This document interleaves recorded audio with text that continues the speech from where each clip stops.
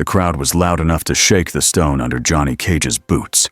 He stood near the edge of the fighting ring with his arms folded, sunglasses on, trying to look bored.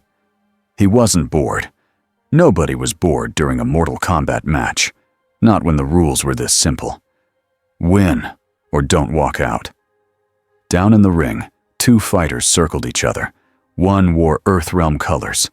The other carried the hard confidence of Outworld. Every step was measured. Every breath sounded like it mattered. Johnny's mouth twisted into a grin anyway. He leaned toward Kung Lao and said, $10 says the Outworld guy tries something dirty and...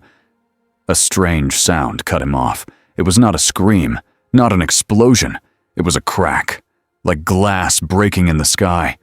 Johnny tilted his head up. At first he thought it was a lighting rig, or some special effect Liu Kang allowed for drama. Then he saw it. Above the ring, the air split open.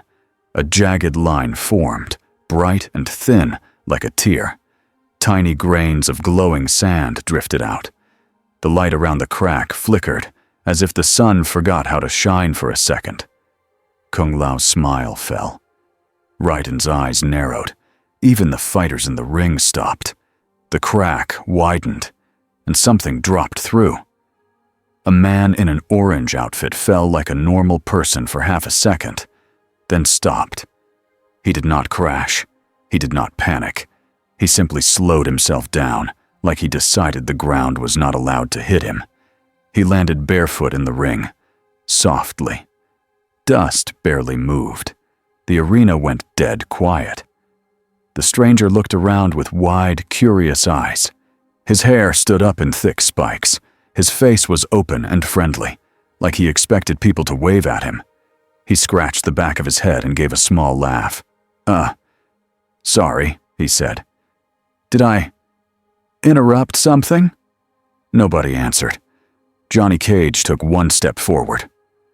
Okay, that is not on the call sheet. The Outworld fighter recovered first. Pride came back fast, because pride always came back fast here. He lunged at the Earthrealm fighter with a blade aimed for a final hit. The stranger's head snapped toward the motion. He moved. To Johnny, it looked like the stranger didn't move at all. One moment he was standing near the center of the ring. The next moment, he was beside the Outworld fighter, calm as ever. The blade came down. The stranger lifted one hand. 2 fingers. He caught the blade between them like it was a toy. Metal squealed. The Outworld fighter froze, shocked. His arm shook like he was trying to cut through a mountain. The stranger tilted his head. Hey, he said, still polite. I think you're going to hurt him. The Outworld fighter snarled and tried to pull back. He couldn't. The blade stayed locked in those 2 fingers. The Earthrealm fighter stared, breathing hard, not sure if he had been saved or challenged. Kung Lao whispered, What? Is he? Raiden's hand drifted toward his staff. Not from any realm I know. The stranger let go of the blade. He did not throw it. He simply released it. The Outworld fighter stumbled back, angry now. He swung again, harder. The stranger sighed, like someone forced to stop a small argument. He tapped the fighter's chest with one knuckle. That was all. The Outworld fighter flew backward across the ring, slid on his back, and stopped at the stone wall. He was alive. He was not broken. But he was done. Johnny's mouth opened. No words came out. The stranger looked worried. Oh, I didn't mean to hit that hard. Then the crack in the sky pulsed again.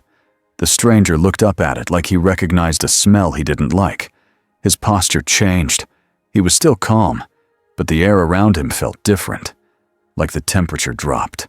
A faint glow rose around his body, pale at first, then stronger. The stone beneath his feet trembled. Fine dust lifted and swirled. Everyone in the arena felt it. The fighters, the crowd. Even Johnny, who usually pretended nothing scared him, swallowed hard. This wasn't magic the way they knew it. It didn't feel like spells or soul tricks. It felt like raw strength, held back on purpose. The stranger blinked, and the glow faded. He looked embarrassed, as if he had raised his voice by mistake. "Sorry," he said again. "I'm not trying to scare anyone." High above, far from the ring, in a quiet place where time itself was watched, Geras stood perfectly still. His eyes were fixed on a pool of shimmering sand and light. The image of the arena hovered inside it. He did not blink. "The hourglass did not write this," Geras said softly. His voice held no fear, only concern. "That energy is not in the records." Liu Kang arrived without urgency, and that calm was its own kind of power. He stepped into the arena like he belonged there, because he did. The crowd fell silent again, but this time out of respect. Even people who hated rules respected him. The stranger in orange turned toward Liu Kang at once. His face brightened, as if he had found the person in charge. "Hi," the stranger said. "Are you the one running this tournament?" Liu Kang studied him. His eyes were kind, but sharp. "This is a sacred contest," Liu Kang said, "and you have appeared in it without warning." The stranger nodded quickly. "Yeah, that part was an accident. I was somewhere else and then," he pointed up at the fading crack. "That happened." Kung Lao stepped closer, hat brim low. "You caught a blade with 2 fingers." The stranger looked at his hand, like he had forgotten. "Oh, that was just... I didn't want anyone to die." Johnny Cage finally found his voice. "Buddy, I don't know where you're from, but you just walked into the wrong kind of sports event." The stranger blinked. "Sports event?" Johnny gestured at the ring. "This is Mortal Kombat. People don't always leave with a handshake." The stranger's smile faded, not into anger, into confusion. "Why would you do that?" he asked honestly. That question hit harder than a punch. Liu Kang raised one hand, and the guards held their positions. No one attacked. Not yet. "You will come with us," Liu Kang said. "Not as a prisoner, as a guest. We will understand what you are and why you are here." The stranger hesitated, then nodded. "Okay. If it helps, I'm not looking for trouble." Johnny muttered. "That's what trouble always says." Kenshi, standing behind Liu Kang, watched the stranger with a tighter focus than anyone else. He did not speak, but his body did. Ready. Balanced. Prepared. If this guest turned, Kenshi would be the first line. And Kenshi knew, deep down, that line might snap. They moved the stranger out of the arena through stone hallways lit by torches. The crowd whispered behind them like waves. The stranger kept looking around, curious, like a kid on a school trip. But his eyes kept coming back to the people. He watched their hands, their faces, their fear. At the temple's inner courtyard, Liu Kang stopped. "Tell us your name," Liu Kang said. The stranger opened his mouth, then paused. His brows pulled together. He looked almost embarrassed. "I should probably start with something simpler," he said. "I'm a martial artist. I train. A lot." Kung Lao scoffed. "That is an understatement." The stranger laughed nervously. "Yeah. Sorry." Kenji finally spoke. His voice was calm but flat. "You stopped a killing blow without effort. That makes you either a savior or a weapon." The stranger's shoulders dropped slightly. He did not like either word. "I'm not a weapon," he said. "I just don't like people getting hurt for no reason." Johnny Cage pointed at him. "So what do we call you? Orange guy? Spike hair? I need something I can put on a poster." Liu Kang gave Johnny a look. Johnny raised both hands. "What?" "I'm thinking of public safety. People like labels." The stranger looked at Johnny, puzzled. "Poster?" Raiden stepped forward. His tone was respectful but direct. "When you arrived, the air tour. That is not normal. We need to know where you came from." The stranger nodded slowly. "I was in my world. I was training. Then I felt something strange, like A pull. He searched for words that fit their faces. Like someone grabbed the space around me. Liu Kang's gaze sharpened. Someone caused it. I don't know, the stranger admitted. But I didn't do it on purpose. Liu Kang turned slightly, and Geras stepped out from the shadows like he had been there the whole time. The stranger's eyes widened a little. He felt something in Geras at once. You, the stranger said, not accusing, just noticing. You feel different. Geras stared back. So do you. Geras lifted his hand. Sand swirled in the air, forming a small ring, then collapsing into a smooth line. It was a simple test. A probe. The stranger watched it with interest. That's cool. It is not a trick, Geras said. It is time. Shaped. The stranger blinked. Time? Liu Kang said. We will take you to a place of safety. There, we will learn what you are. The stranger nodded again, easy to guide, like he trusted people until they proved they didn't deserve it. That trust made Kenshi more nervous, not less. They brought him to a secure hall inside the temple complex. It was not a cage. It was a room built for guests who might be dangerous without meaning to be. The stranger sat cross-legged on the floor as if it was normal. He did not pace. He did not demand answers. He only looked hungry for one thing. Not food.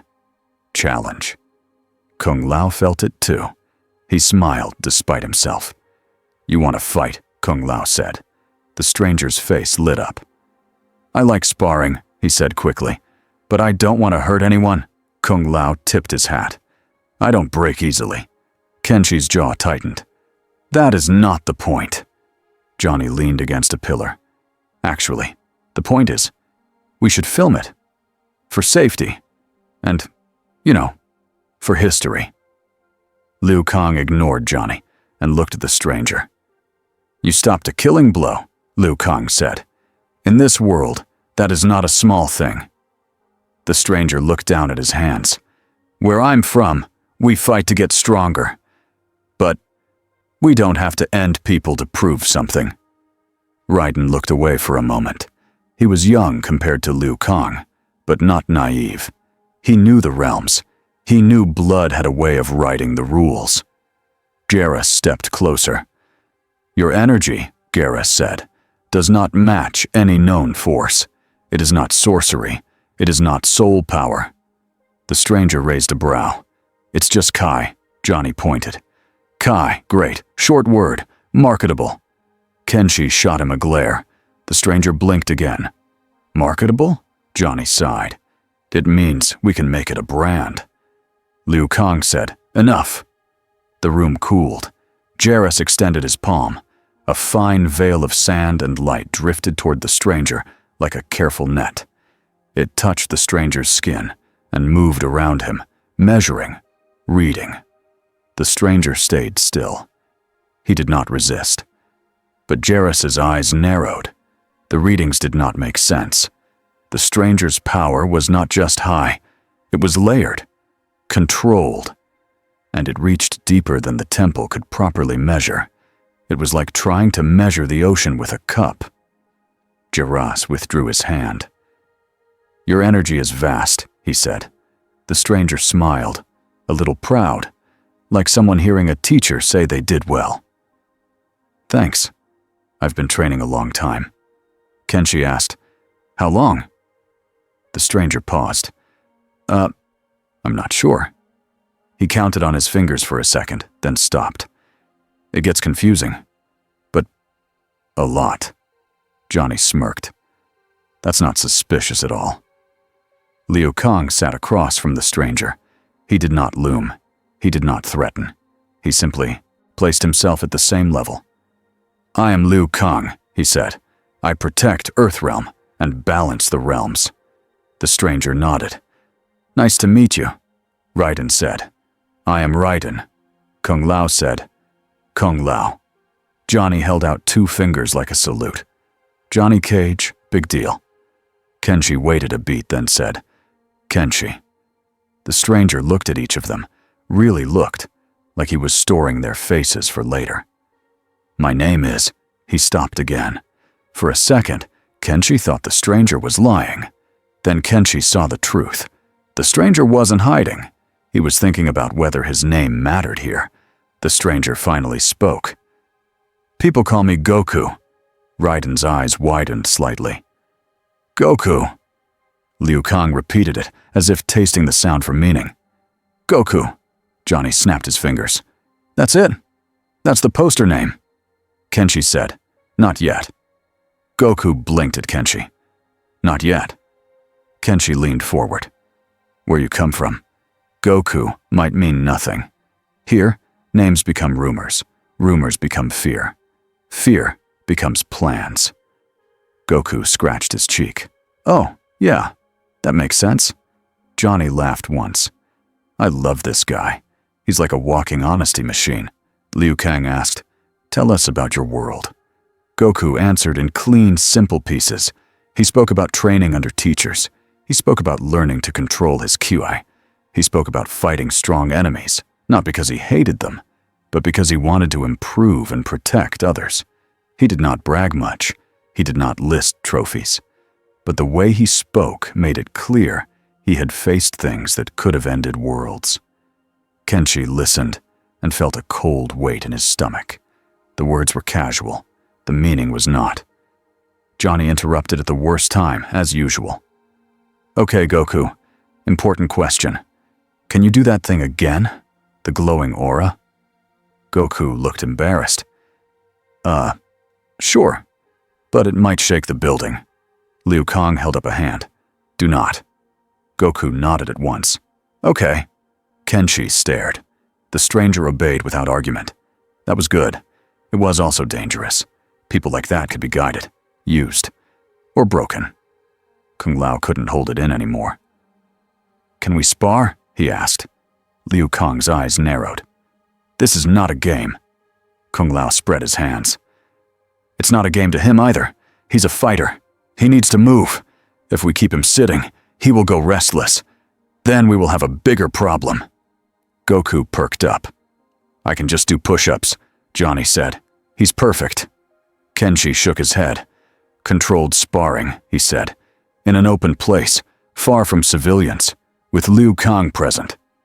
Liu Kang thought for a moment, then nodded once. They moved to a wide stone platform outside the temple. Mountains sat in the distance. The air was clear. The space was empty enough that mistakes would not crush homes. Goku stood barefoot on the stone, relaxed. Kung Lao rolled his shoulders and smiled. "Okay, Goku. Show me what ki means." Goku bowed politely. "Okay, but I'll go easy." Kung Lao's smile tightened. "Don't insult me." Goku blinked. "I'm not. I just don't want to hurt you." Kenshi stood with his arms folded, listening more than watching. He heard Kung Lao's breath shift. He heard Goku's breath stay calm. "Go," Liu Kang said. Kung Lao attacked first, hat spinning, feet sliding fast. He was not slow. Not by human standards. He was a master. Goku stepped aside. Just one step. Kung Lao's hat cut air where Goku had been. Kung Lao pivoted, kicked, then struck with a palm aimed at the chest. Goku caught the palm. Not hard. Just enough to stop it. Kung Lao's eyes widened. He tried to pull away and couldn't. Not because Goku was gripping tightly, because Goku's balance was perfect. Goku smiled. "You're good." Kung Lao grunted and shifted his weight, trying a sweep. Goku hopped lightly, then tapped Kung Lao's shoulder. Kung Lao stumbled back. It wasn't a heavy hit, but it was timed so well it felt like being pushed by a wave. Kung Lao shook his arm out. He was laughing now, half joy, half shock. "Okay, okay!" He attacked again, faster. His hat flew. His feet moved like a storm. Goku flowed around it, calm, precise. He blocked without bruising. He dodged without showing off. He tapped pressure points and stepped away. To the others, it looked unreal. To Kenshi, it was a warning. Goku wasn't even trying yet. Kung Lao finally stopped, breathing hard, eyes bright. "You're holding back so much it's insulting." Goku rubbed the back of his head. "I'm sorry. This is just, I don't know your limits." Kenshi stepped forward. "And that is the problem." Liu Kang raised a hand. "Enough." Kung Lao bowed. "Fine." He looked at Goku with honest respect. "But I want a real match someday." Goku's grin returned. "Yeah, when it's safe." Johnny clapped loudly. "Great. Now let's talk contracts." Kenshi turned on him. "No." Johnny shrugged. "I'm kidding, mostly." Jarrus watched the training platform from the edge, eyes distant. He did not speak to the others, but his mind was moving. The anomaly was not just power. It was outside origin, outside record, outside control. And the hourglass hated surprises. That night, Liu Kang and Garas stood alone in a chamber lit by soft gold light. The air was quiet, but the silence felt tense, like a held breath. Garas raised his hand. Sand rose in a thin stream and formed an image, the crack in the sky. Then Goku's arrival. Then the aura that made stone shake. The sand image wavered. Jarrus frowned. "It resists recording," Jarrus said, as if the timeline does not know where to file it. Liu Kang's jaw tightened. If the hourglass cannot place him, then someone may use that. Jarrus nodded once. Or someone already did. Elsewhere, in places where rules were traded like coins, word moved fast. A sorcerer with a sharp smile listened to a frightened messenger describe the orange fighter. 2 fingers. 1 tap. A glow that shook stone. Shang Tsung's eyes gleamed. "Kai," he repeated softly. He smiled wider. "Bring me more." And far beyond that, in a place that did not care about peace, a twisted laugh echoed through unstable air. Titan Havoc felt the crack like a scent. Something new had entered the realms, something that could break order without even trying. Havoc's grin spread like a wound. "Good," he whispered. The first signs came at dawn. Raiden was training in the courtyard when he felt it. A wrongness in the air. Not a breeze, not a spell. More like the world blinking too slowly. He paused, staff in hand. A small bird flew overhead, then froze mid-air for a heartbeat. Wings stuck as if time had grabbed it. Then the bird moved again and kept flying, as if nothing happened. Raiden's throat went dry. He ran. By the time he reached Liu Kang, the temple was already reacting. Guards were moving. Jarrus was standing at the hourglass chamber again, his face more serious than before. "It has begun," Jarrus said. Liu Kang turned, calm but firm. "Explain." Jarrus lifted his hand. Sand swirled into a map of Earthrealm. Then the map flickered. Small cracks appeared like tiny lightning lines. "Reality is stuttering," Jarrus said. "Small tears, short freezes, wrong echoes." Kenshi stepped in. "Caused by him?" He nodded toward the hallway where Goku slept. Jarrus did not answer quickly. "Not directly," he said at last, "but his presence makes the seams easier to pull." Johnny appeared behind Kenshi, rubbing his eyes. "So what you're saying is, our new friend is a walking special effect." Kenshi ignored him. "What pulls the seams?" Kenshi asked. Liu Kang's eyes narrowed. "Chaos." The next crack opened in a city, not near the temple, not in a safe place, in the middle of a busy street. Johnny, Kenshi, Raiden, Kung Lao, and Goku arrived in a flash of movement and magic. Liu Kang brought them himself, because the moment was too dangerous to waste. Cars were stopped, people were shouting, phones were raised. Smoke drifted from a toppled street stall. Above the road, the air rippled like heat, but colder. A jagged oval crack opened, spilling dark wind and glittering sand. Out of it, something fell. Not a person, a chunk of broken stone, like a piece of another building from another place. It slammed into the street and shattered. People screamed and ran. Raiden moved first. He raised his staff and sent a wave of force that pushed civilians back, away from the crack. Kenshi grabbed a child and pulled him behind a car. Johnny shouted, "Everybody move! This is not a drill! This is—" He stopped because he didn't know what it was. Goku stood in the center of the street, watching the crack with full attention. His face was serious now. Not scared. Focused. "That feels wrong," Goku said quietly. Kung Lao snapped, "Everything here feels wrong. That's normal." Goku didn't smile. "No, this is different." The crack widened. A figure stepped out. It looked human at first. Then it moved, and reality bent around it like the air didn't agree it should exist. Its skin looked cracked, not with injury, but with wrongness. Its smile was too wide. It raised its arms like it was greeting the world. The ground under its feet rippled. People nearby stumbled, dizzy, as if their bodies didn't know which way was up. Liu Kang's voice was calm. "Stay back," Raiden whispered. "Is that Havoc?" Garas had warned them. Liu Kang had expected signs. But this wasn't just a sign. This was a hand reaching through the wall. The thing laughed, and then the laugh got deeper, like another voice joined it. From the tear, more chaos spilled. It wasn't a full army, not yet. It was enough. Creatures dropped into the street like broken puppets. Fighters from wrong timelines flickered in and out, attacking whoever was closest, eyes blank like they were being pulled by strings.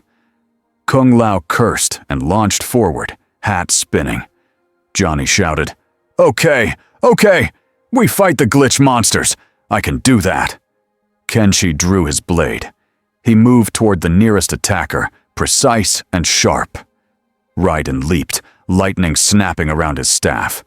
Liu Kang lifted both hands, and fire and light formed around him, not wild, but controlled, like the sun obeyed him. Goku watched for half a second. Then he moved.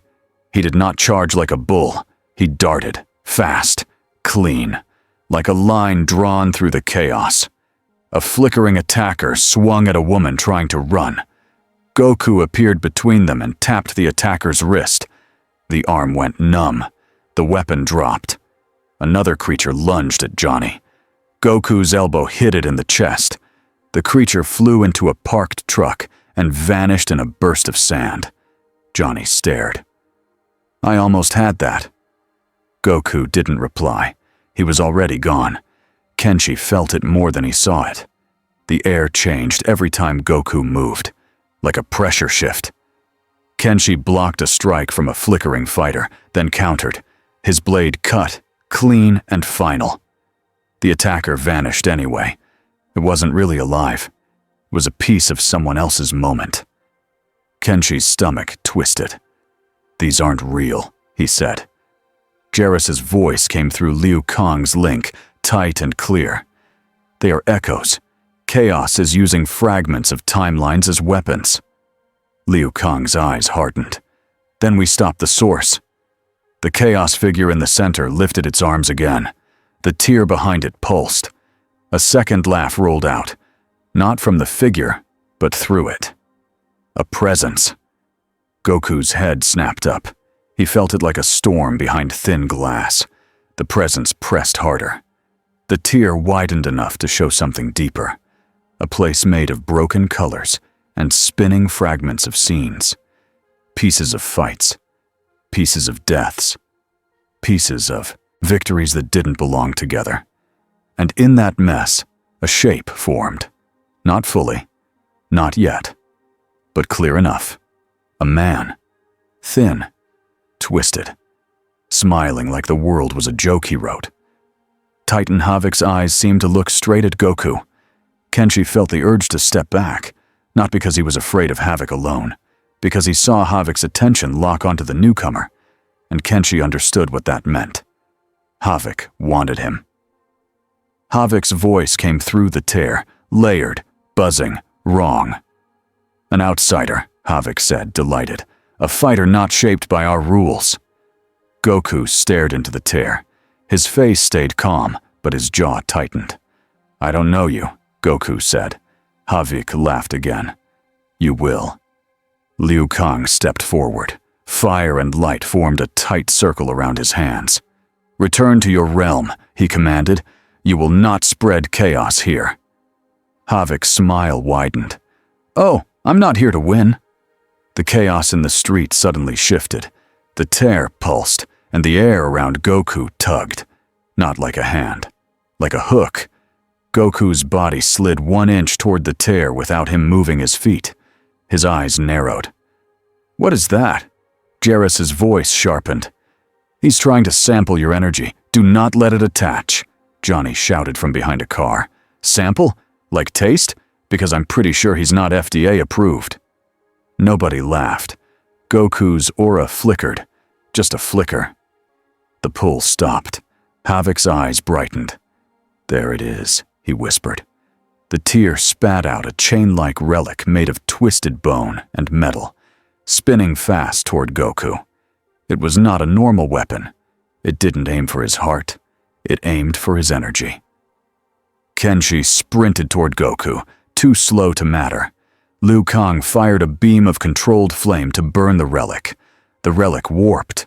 The flame bent around it like rules were being rewritten. Goku raised one hand and caught the relic. For a moment it held. Then the relic pulsed. Goku's eyes widened slightly. Not fear. Surprise. It wasn't hurting him. It was reading him. Goku clenched his fist. The aura around him rose, brighter now. Still controlled, still careful, but strong enough that the street's windows rattled.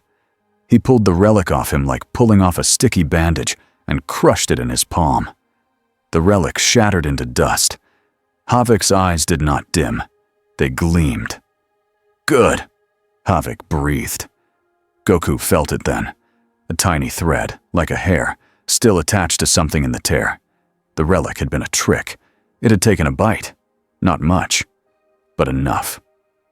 Goku snapped his fingers once, and a sharp pulse of Kai cut the thread. The tear jerked back like it had been slapped. Havoc's grin stayed. I didn't need much, he said. Just proof. Liu Kang moved forward, anger finally showing in the tightness of his eyes. You endanger innocent lives for sport. For joy, Havoc corrected. For freedom. His gaze slid back to Goku. You're strong. Too strong for order. Order will try to cage you. It always does. Kenshi felt his chest tighten. Because Havoc had said the truth Kenshi himself had been thinking. Goku looked at Havoc, and then at the terrified civilians hiding behind cars and walls. He spoke slowly. I'm not here to hurt them. Havoc laughed softly. Then you will be fun to break. The tear pulsed again. The chaos creatures on the street froze mid-attack, then snapped back into the tear like they were being reeled in. The flickering fighters vanished. The city street went quiet except for sirens and crying and the sound of people breathing. Havoc's face faded into the mess behind the tear, but his voice stayed clear. I'll be back, he said. Now that I know you're real. The tear began to close. Liu Kang thrust his hands forward, trying to seal it. Fire and light pressed in, forcing the edges tighter. For a moment it seemed like it would work. Then the tear resisted. Not with power, with wrongness, like it didn't care about force. Goku stepped forward. Let me. Liu Kang glanced at him, then nodded once. Goku lifted both hands, palms facing the tear. He breathed in. His shoulders relaxed. He did not blast it with wild energy. He shaped his Kai like a firm wall. The air around his hands shimmered. The tear slowed. The edges stopped fighting. Goku pushed. The tear folded shut like a door being forced into its frame. Then it vanished. The street was still damaged. Cars were dented. A section of road was cracked. But the sky was whole again. For now. People stared at Goku like he was a hero from a story that didn't belong in their world. Johnny walked up slowly, hands out like he was trying not to scare a wild animal. "Okay," Johnny said, voice softer than usual. "You're officially the best special effect I've ever seen." Goku blinked. "I'm not a special effect." Johnny nodded fast. Right. You're a person who can close a rip in the sky, which is so normal." Kenji watched Goku's face. Goku looked tired for the first time since arriving. Not physically, emotionally. He was realizing something. This world was not just violent, it was unstable. And his arrival had made the unstable parts easier to pull. Liu Kang stepped closer to him. His voice was quiet, meant only for Goku. "This is bigger than a tournament," Liu Kang said. Goku stared at the spot where the tear had been. "Yeah," he said simply. "I can feel that." Far away, in a place made of broken laughter and spinning time scraps, Titan Havoc held a small, shimmering wisp of stolen energy between two fingers. Not enough to copy, not enough to control, but enough to study, enough to plan. Havoc's smile stretched wider. "An outsider," he whispered again, pleased. "A world-breaking variable." He let the wisp drift into a swirling chaos device, where it mixed with sand and screaming light. "Now," Havoc said softly, "the realms will learn what happens when order meets someone who refuses to follow its ending." And back in Earthrealm, as sirens wailed and people filmed shaky videos, Kenshi looked at Goku and finally admitted the thought he had been avoiding. If this man ever turned, there might not be a plan good enough. But Kenshi also saw something else. Goku had closed the tear with care. He had protected strangers without being asked. He had looked at frightened people like their lives mattered more than any fight. That made Kenshi even more uneasy, because it meant the real danger might not be anger. It might be someone else learning how to use Goku's goodness against him. Liu Kang's team began moving civilians to safety. The city would recover. The realms might not. And everyone who had seen that sky tear open now knew one clear truth. Whatever Goku was, he had become part of their future. Kenshi did not sleep much that night. He tried. He sat in the quiet corner of the temple, back against a pillar, eyes half closed. But every time he started to drift, he saw the same thing again.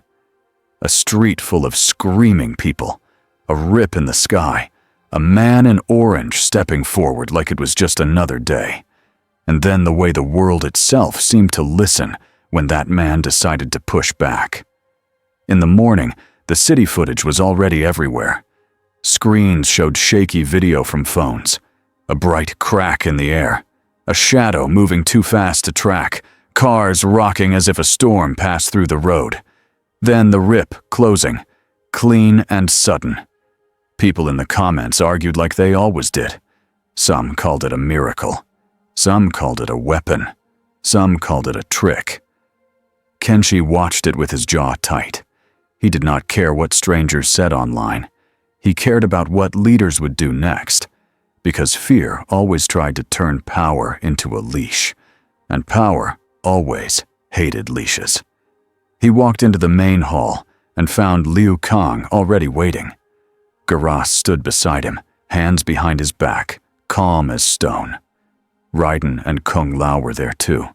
Johnny Cage was pacing like he was about to pitch a movie. Goku sat on the floor near the window, legs crossed, quietly stretching. He looked relaxed, but his eyes were on the room. He was listening. Not like a spy, like a fighter who knew the mood mattered. Johnny stopped pacing and pointed at the biggest screen. "Okay, good news. The public is obsessed. Bad news. The public is obsessed." Raiden frowned. "This is not a joke, Johnny." Johnny lifted both hands. "I'm not joking. I'm doing what I do when a scary thing happens. I talk until I can breathe again." Kenshi's eyes moved to Goku. Goku gave Johnny a small smile, like he understood that kind of coping. Liu Kang's voice cut clean through the noise. Enough. Silence returned fast. Liu Kang looked at Geras. What has the hourglass shown? Geras lifted one hand. A thin ribbon of sand rose and spread into a floating image. It looked like a map, but not of land. It was a map of time, threads and branching lines, bright where the future was stable, dim where it was not. Tiny cracks flashed along the map like sparks. Reality stutters, Geras said. Short freezes, small tears, wrong echoes. Kung Lao's eyebrows rose. So it's getting worse. Geras nodded once. Yes. Johnny pointed at Goku without thinking. Is it because of him? Goku didn't flinch. He didn't get offended. He just looked down at his hands again, quiet. Geras' eyes stayed on the sand map. Not because he wants it, Geras said, but his presence is not recorded, not placed. The hourglass is forced to adjust around him. Kenshi heard the words behind the words, a thing that cannot be predicted, cannot be controlled. And in this world, that meant somebody would try to control it anyway. Liu Kang turned to Goku. His tone was still calm, but heavier now. Goku, when you arrived, you came through a tear. Do you feel anything pulling at you? Goku thought for a moment. Yesterday, when that guy, Havoc, looked at me, he said slowly. It felt like he was trying to grab my energy, like he wanted to copy it. Kenshi's fingers flexed at his side. Then, he will try again. Raiden's voice tightened. He threatened to break you. Goku's eyes lifted. They were steady. He can try. Johnny gave a low whistle. I kind of love how you say terrifying things, like you're ordering tea. Goku blinked. Tea? Johnny shook his head. Never mind. Liu Kang folded his hands behind his back. We need to think clearly. There are two dangers now. He raised one finger. The danger outside. Chaos, tears, titans, sorcery. He raised a second. And the danger inside. Fear, panic, people making choices that cause more damage than the threat. Kenshi nodded slightly. That second danger was the one he understood best. As if summoned by the thought, a guard stepped in and bowed. Fire God. There are messages from Earthrealm leaders. They request an audience, immediately. Johnny muttered. Of course they do. Kenshi asked, how many? The guard hesitated. Several. And military advisors. Raiden looked uneasy. They will demand control. Liu Kang's gaze did not change, but the air felt tighter. Tell them I will speak with them soon. Here, under our rules. The guard bowed and left. Johnny leaned in toward Goku, voice low like he was sharing a secret. Okay, listen. When the suits show up, do this. He smiled wide. Smile. Wave. Say nothing about Ki. Let me handle messaging. Goku stared at him. Messaging? It means I talk so nobody starts a war. Kenshi cut in. He will not become a symbol for your profit. Johnny put a hand to his chest as if wounded. Wow, you think I'm shallow. Kenshi didn't answer because it was not a question. Goku looked between them, then rubbed the back of his head. I don't really get your world, he admitted. Back home, if someone strong shows up, people either challenge them or ask for help. Here, it feels like everyone is waiting for the worst. Liu Kang's voice softened. Because the worst has happened many times. Goku's eyes narrowed slightly, not angry. Thinking. Then I'll just have to show them I'm not here to make things worse. Kenshi heard the honesty and felt a strange mix of relief and dread. Good intentions did not stop disasters. Sometimes they invited them. A few hours later, the leaders arrived in a line of armored cars. They did not come alone. They brought guards, advisors, cameras, and the stiff smell of people trying to look brave. Kenshi stood near the temple entrance, watching their formation. He could read it like a fight stance. Too many men, too many weapons, too much confidence borrowed from steel. They were scared. That made them dangerous. In the meeting hall, Liu Kang sat at the head of a long table. Jarrah stood behind him like a silent wall. Raiden and Kung Lao sat to one side. Kenshi stood, not sitting, because he wanted the leaders to remember this was not their building. Johnny insisted on sitting, legs crossed, looking like he was waiting for an award show. Goku stayed near the far end, calm, hands on his knees, posture relaxed. But his eyes tracked every person who entered. He wasn't judging them. He was learning. The lead official started talking before he even sat down. This city was attacked, the official said. A tear opened in the sky. People almost died. And then your guest closed it. The official's eyes cut toward Goku, then away like looking too long, felt unsafe. We need to know what he is, the official continued, where he came from, and whether he can be contained. Raiden's face tightened. Kung Lao's hand drifted toward the brim of his hat. Liu Kang's voice was even. He is a person, not an object. The official frowned. With respect, Fire God, a person who can shake a street by standing still is not an ordinary person. Johnny leaned forward, eager. He's extraordinary. That's the word you want. Kenshi shot Johnny a look that could cut stone. Another advisor spoke. We have plans, tracking, surveillance, registration, for public safety. Liu Kang's eyes narrowed slightly. Public safety will not be improved by provoking him. The official stiffened. We are not provoking. We are securing. Kenshi spoke, voice low but clear. You cannot secure what you do not understand. The official looked at Kenshi like he had forgotten he was there. And you propose what? We do nothing? Liu Kang answered before Kenshi could. We do what we always do when the realms tremble. We investigate the source. We prepare. We do not panic. The room went quiet. Then the official said the thing Kenshi expected. If he is the reason these tears are appearing, the official said, then the safest action is to remove him from Earthrealm. Kenshi watched Goku's face. Goku did not react with anger. He looked sad. Not for himself. For them. Goku leaned forward slightly. I don't want to cause problems, he said. If leaving makes everything better, I can try to go. Jarrah's eyes flicked to him. You cannot simply leave, Jarrah said. There is no stable path back. The tear that brought you here was forced.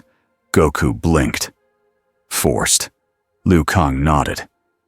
Someone wanted you here, or wanted the chaos your arrival would cause. The official's posture shifted. The fear became sharper. Then you admit he is a risk. Liu Kang's voice hardened, just a little. Every champion is a risk. Every realm is a risk. We manage risk with wisdom, not chains. Johnny lifted a hand. Also, if you try chains, I'd like to remind everyone what happened to that bone relic yesterday. No one laughed this time, but the reminder landed. The official stared at Liu Kang, then at Garas, then at Goku. If he stays, the official said, then he must cooperate. Goku nodded at once. I will. Kenshi didn't like how quickly he agreed. It was too easy. Liu Kang's gaze held steady. He will cooperate with us, Liu Kang said, not with fear-driven orders from people who do not see the whole picture. The official's mouth tightened. This is not over, Liu Kang said. No, it has only begun. When the officials left, the hall felt cleaner, as if the air had been holding something sour. Johnny exhaled loudly. Wow, I forgot how much I hate suits. Kung Lao muttered. They want him locked up. Raiden looked at Goku. Does that bother you? Goku's shoulders rose and fell in a slow breath. Not really, he said. They're scared. It makes sense. Kenshi stepped closer, unable to hold his thoughts back any longer. It does not always make sense, Kenshi said. Fear does not choose smart actions. Fear chooses control. Goku looked at him. You don't trust them. I don't trust anyone who thinks a leash solves a storm, Kenshi said. Goku nodded slowly. Back home, we have bad guys too, he said. But we usually deal with them directly. Kenshi's voice dropped. Here, bad people hide behind rules. They hide behind safety. They will try to use you. Goku's eyes narrowed, not in anger, but in focus. Use me how? Kenshi glanced at Johnny, who was already typing something on a small device, smiling to himself. Like that, Kenshi said. Johnny looked up. What? I'm not evil. I'm proactive. Kenshi ignored him. They will ask you to scare other realms, Kenshi said to Goku. They will ask you to fight their wars. They will ask you to kill. Goku's face went still. I don't kill unless I have no choice, he said. Kenshi's voice stayed calm. In this world, they will build situations where they say, you have no choice. Goku held Kenshi's gaze. Then I'll find another choice. Kenshi didn't answer right away. He wanted to believe that was possible. He also knew the world liked to punish that kind of belief. That night, Liu Kang asked Goku to walk with him through the temple gardens. Moonlight fell over stone paths and quiet water. The world felt calm here, far from cameras and politics. But the calm was thin. Goku walked with his hands behind his head, relaxed again. Liu Kang walked with his hands at his sides, each step measured. You carry fear well, Liu Kang said. Goku blinked. Huh? Liu Kang glanced at him. Most people who feel pressure either become angry or they run. You do neither. Goku looked up at the sky. I've been in scary situations before, he said. But usually it's clear. Someone's strong, someone's evil. You fight, you win. Here, it's like the danger is the world itself. Liu Kang stopped beside a small pool. In the water, faint light moved like slow fire. This is the new era, Liu Kang said softly. I rebuilt time to reduce suffering, to give the realms a chance at peace. Goku turned his head. You rebuilt time? Liu Kang nodded once. I keep the hourglass. I guide the flow of history. Goku stared at him for a beat, then smiled, amazed. That's incredible. Then his smile faded into something more serious. Do you ever get tempted? He asked. To fix everything, every problem, every person. Liu Kang's eyes held a quiet sadness. Every day. Goku nodded like he understood too well. Where I'm from, I'm strong, he said. Sometimes I think, if I just solve everything, nobody gets hurt. But people have to live their own lives too. They have to make choices. Liu Kang studied him. You are wiser than you sound. Goku laughed. Hey! Liu Kang's mouth almost smiled. Still, Liu Kang continued, your arrival shakes the balance. A force outside the hourglass is a danger. Not because you are evil, because you are unknown. Goku looked down at the water. So what do? We learn, Liu Kang said. We prepare, and we make sure those who love chaos do not twist you into their tool. Goku's eyes sharpened. Havoc. Yes, Liu Kang said. And others. Far away, in an old chamber filled with stolen relics, Shang Tsung watched the same footage Kenshi had watched. He watched it slower. He rewound parts. He paused on frames where the orange stranger blurred. Shang Tsung's lips curled into a small smile. 2 fingers, he murmured. A touch, a calm aura, a power that does not taste like soul magic. He turned to a table where small jars sat in a neat line. Each jar held something dark inside. Dust, blood, a shard of bone, a grain of sand taken from a place that shouldn't exist. His eyes landed on a new jar. Inside it, a few grains of glowing sand swirled in a loop, as if time itself was trapped in glass. "Jarrah's sand," Shang Tsung whispered. "Interesting." He didn't have the hourglass. He didn't need it. Not yet. He only needed access. He looked toward his servants. "Send an invitation," he said smoothly. "A harmless one. Tell the champions I have information about the tiers." A servant hesitated. "They will not trust you." Shang Tsung smiled wider. "They do not need to trust me. They only need to worry." In the Chaos realm, Titan Havoc held the small wisp of stolen Kai like it was a spark from a great fire. It wasn't much, but Havoc didn't need much. He needed a key. He fed the wisp into a device made of spinning fragments, broken masks, cracked blades, and pieces of an hourglass-like frame that did not belong to Liu Kang's order. The device hummed. Reality around it rippled. Havoc's eyes half closed as he listened to the vibration. "There," he whispered. "A frequency." He laughed softly. "If I can make time resonate with you, outsider, then time will stop pretending it has rules." He turned, watching swirling windows into different places. Earthrealm streets, Outworld palaces, quiet temples, loud arenas. He didn't want to destroy them all in one hit. That was boring. He wanted them to break each other. He wanted fear to do his work. "Let's see how much you hate killing," Havoc said, voice sweet with cruelty. "Let's see what you do when mercy costs lives." The next day, a message arrived. It came through secret channels, the kind that always meant trouble. Kenshi read it first. His face went hard immediately. Johnny leaned over his shoulder. "What's it say?" Kenshi didn't answer Johnny. He handed it to Liu Kang. Liu Kang read it once, then again.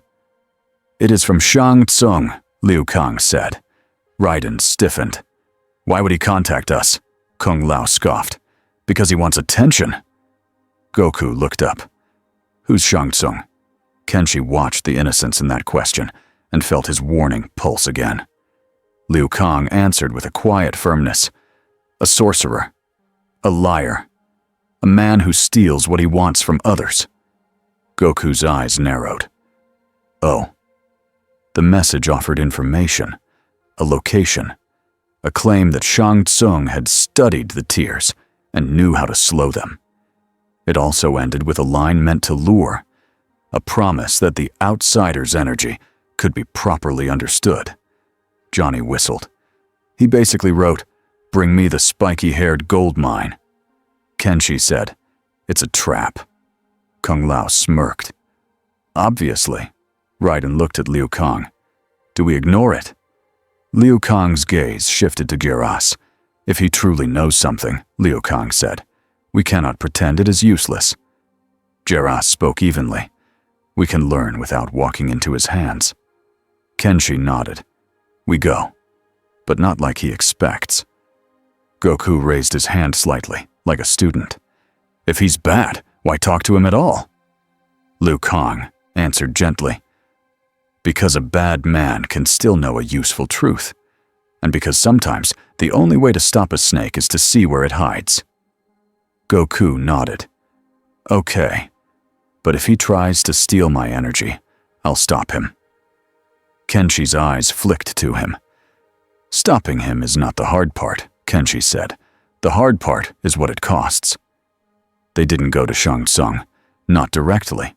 They sent scouts. They watched from distance. They checked for traps. And while they prepared, Havoc moved. The next Chaos event was not loud at first. It started in a quiet place, a hospital, a place full of weak people, injured people, people who couldn't run fast. Kenshi arrived with the others in a flash of Liu Kang's light. The air inside the building felt wrong, not like smoke, not like gas, like a headache in the world. In the hallway, nurses stood frozen mid-step, faces stuck between fear and confusion. A doctor was locked in place, one hand on a door handle. Time, Stutter. Goku's eyes widened. They're not moving. Garas's voice was tight. They are caught in a micro-freeze. A tear is feeding on the flow of seconds. Raiden moved carefully, trying not to touch anyone. How do we stop it? A scream came from the far end of the hall. Not frozen, still moving. Kenshi's body reacted before his mind finished thinking. He sprinted toward the sound. Goku was there before him. At the end of the hallway, a small tear flickered like a wound in the air. Around it, chaos echoes formed. Flickering fighters, twisted shapes, fragments of violent moments stitched together. But the real problem wasn't the echoes. It was the people.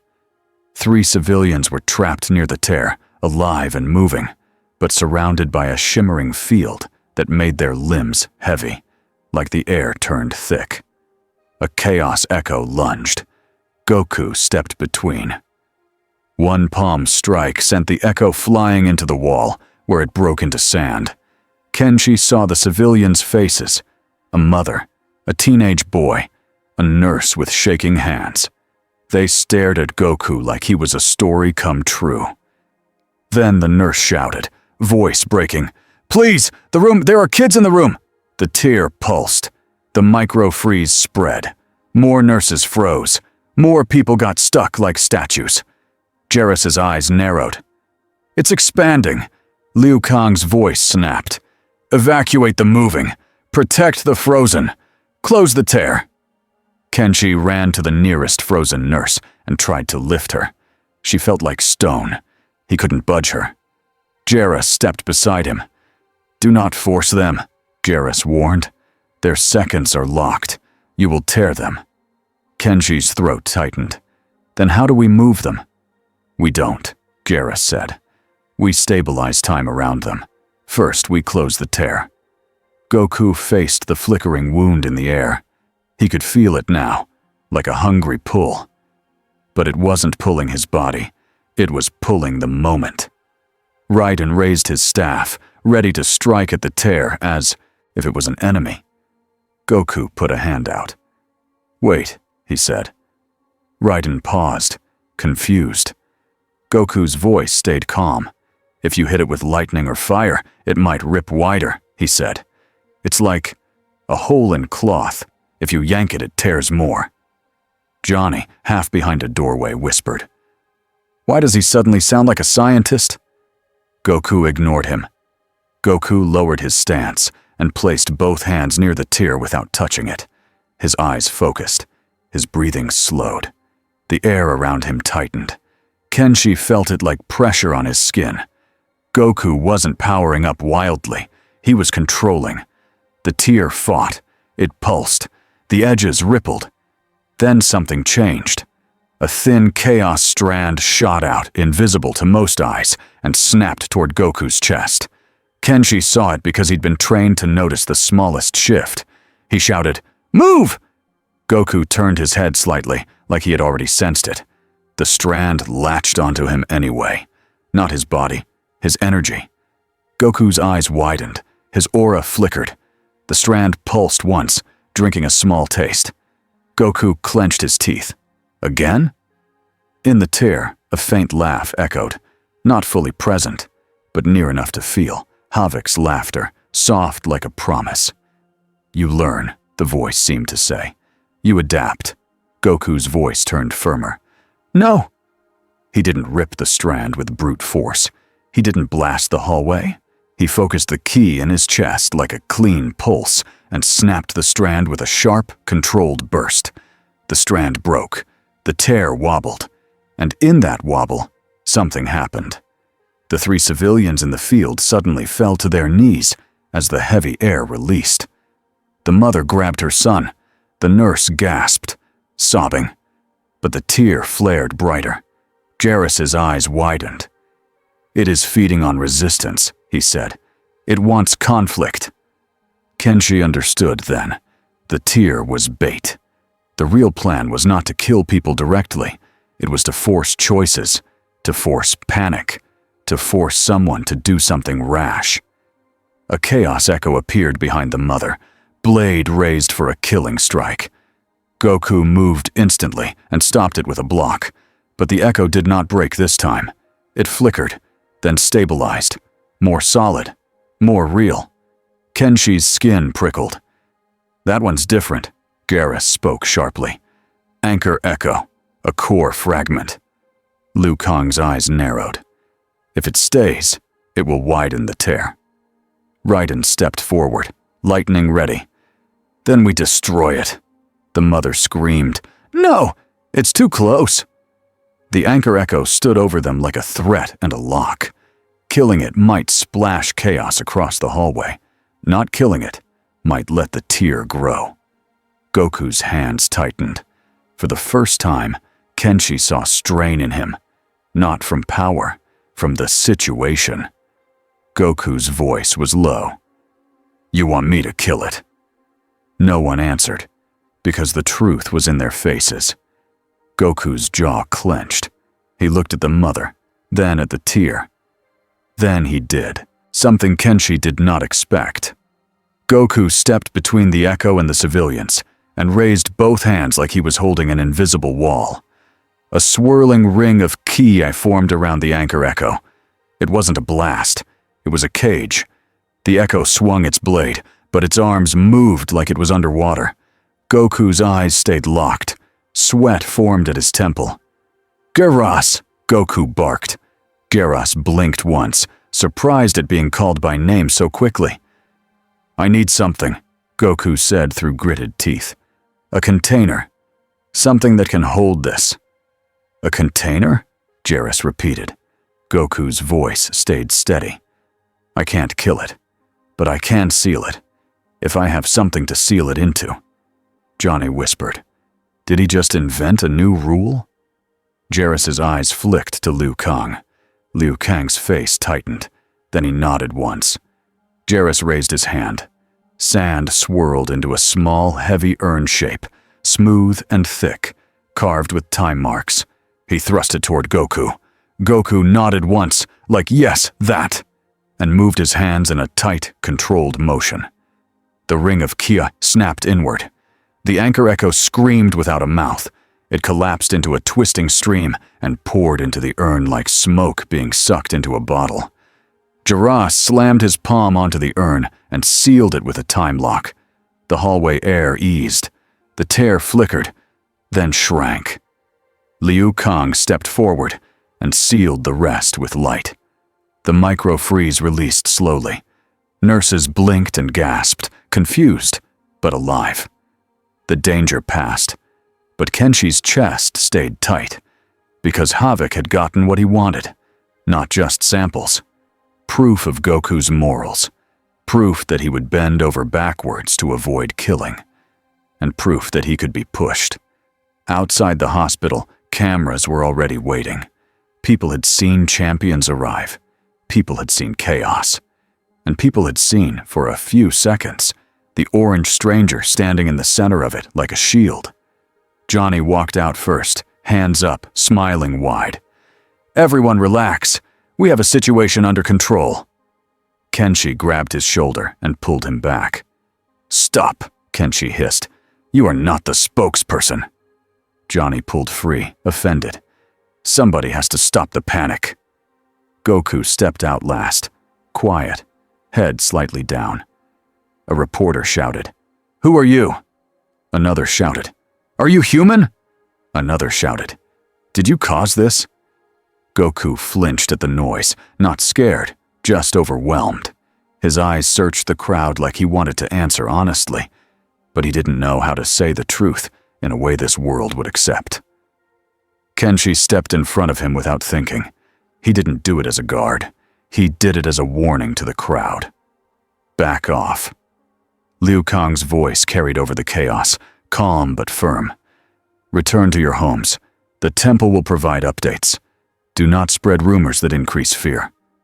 The crowd kept shouting anyway. Fear did not obey. That night, Kenshi found Goku alone on the training platform. The mountains were dark shapes in the distance. The stone underfoot was cool. Goku was doing slow punches in the air, not for strength, for focus. Kenshi walked up and stood a few steps away. Goku didn't turn, but he knew Kenshi was there. "You're quiet," Goku said. "I'm thinking," Kenshi replied. Goku stopped punching and finally looked at him. "About what?"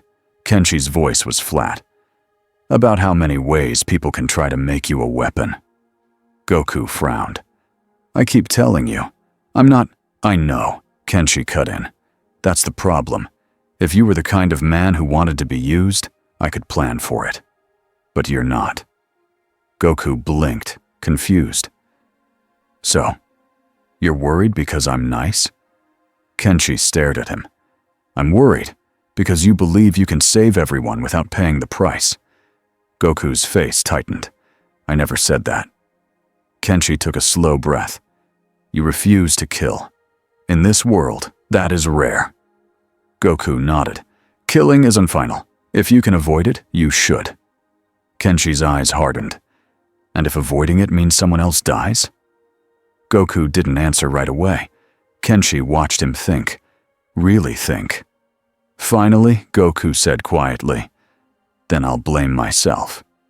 Kenshi felt something twist in his chest. That answer was honest and dangerous, because guilt was a lever villains loved to pull. Kenshi's voice softened, just a little. "Havoc will learn that about you," Kenshi said. "He will put people in front of you. He will make you choose. Not because he needs you to fail, but because he enjoys making you hurt." Goku's hands tightened. "Then I'll get stronger," he said. Kenshi shook his head. "This isn't only about strength." Goku looked at him. "Then teach me," he said simply. Kenshi didn't expect that. He had expected pride, or denial, or a joke. Instead, he got a direct request. Kenshi held Goku's gaze. "Fine," he said. "First lesson. In this world, good people can still do bad things if they think it's the only way." Goku nodded slowly. Kenshi continued. "Second lesson. People will praise you until they fear you. Then they will hunt you. Do not let their feelings decide who you are." Goku's expression steadied. "I won't." Kenshi wanted to believe him. At the same time, far away in Outworld, a council met under bright banners and guarded doors. Kitana sat with her posture straight, calm as a blade kept in its sheath. Melina sat beside her, eyes sharp, hands clasped tightly, fighting the urge to show teeth. Advisors spoke about the sky tiers. They spoke about the orange fighter. They spoke about how easily he moved.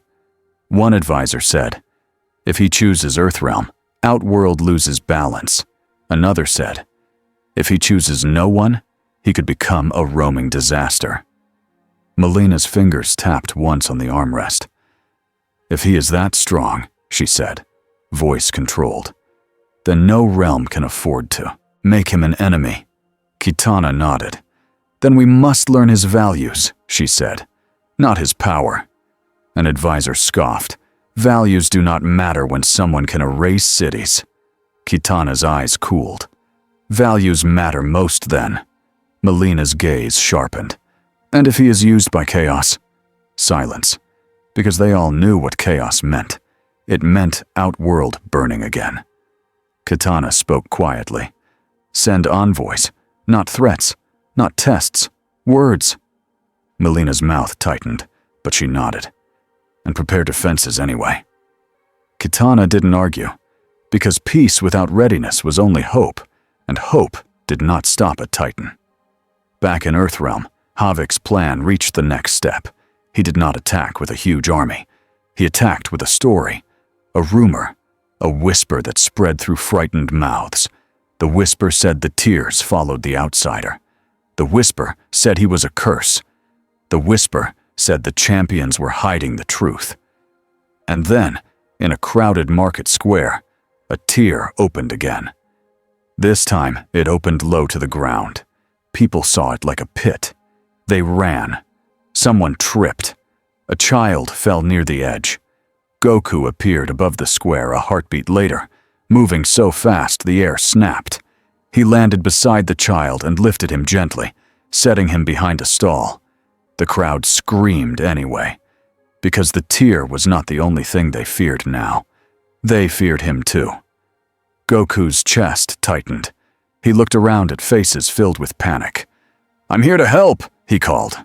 A man shouted back, "You brought it!" Goku flinched as if punched. "I didn't." The tear pulsed, and chaos echoes rose. Kenshi, Raiden, Kung Lao, and Johnny arrived in a burst of motion. Kung Lao spun his hat, anger flashing. "Not again!" Johnny shouted. "Okay, everybody, follow me. In a calm and orderly, stop running into each other." Raiden moved to protect the crowd. Kenshi moved toward the tear. And then Kenshi saw it. A thin chaos strand, almost invisible, slipping away from the tear, sliding toward Kung Lao's feet like a snake. Kenshi shouted, "Kung Lao!" Too late. Kung Lao stepped, hat mid-spin, and the strand wrapped his ankle. Kung Lao's eyes widened. What? The strand yanked. Not hard. Smart. It pulled him off balance for half a second, just long enough for the tear to open wider beneath him like a mouth. Kung Lao fell. Goku lunged, hand outstretched, but the tear snapped shut like a trapdoor. Kung Lao vanished. The market froze. For one heartbeat, even Havoc's echoes paused, like the world itself understood what had just happened. Goku stood with his hand still extended, fingers spread, eyes wide. Kenshi's stomach dropped. Raiden whispered, "Kung Lao." Johnny's voice cracked. "Oh no!" Goku's breath came faster now. He turned to Liu Kang, who had just arrived in a flash of light.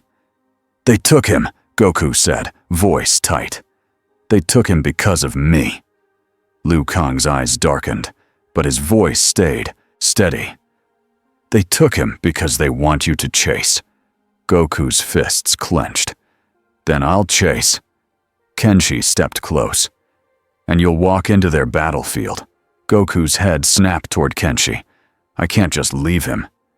Kenshi didn't argue that. He argued the truth beneath it. "They will use him as a lever," Kenshi said. "They will put him in danger and offer you one way to save him. The way you hate." Goku's jaw tightened. "I'll find another way." Liu Kang's voice cut in. "You will not go alone." Garrus appeared beside them, eyes focused, like he was reading invisible lines in the air.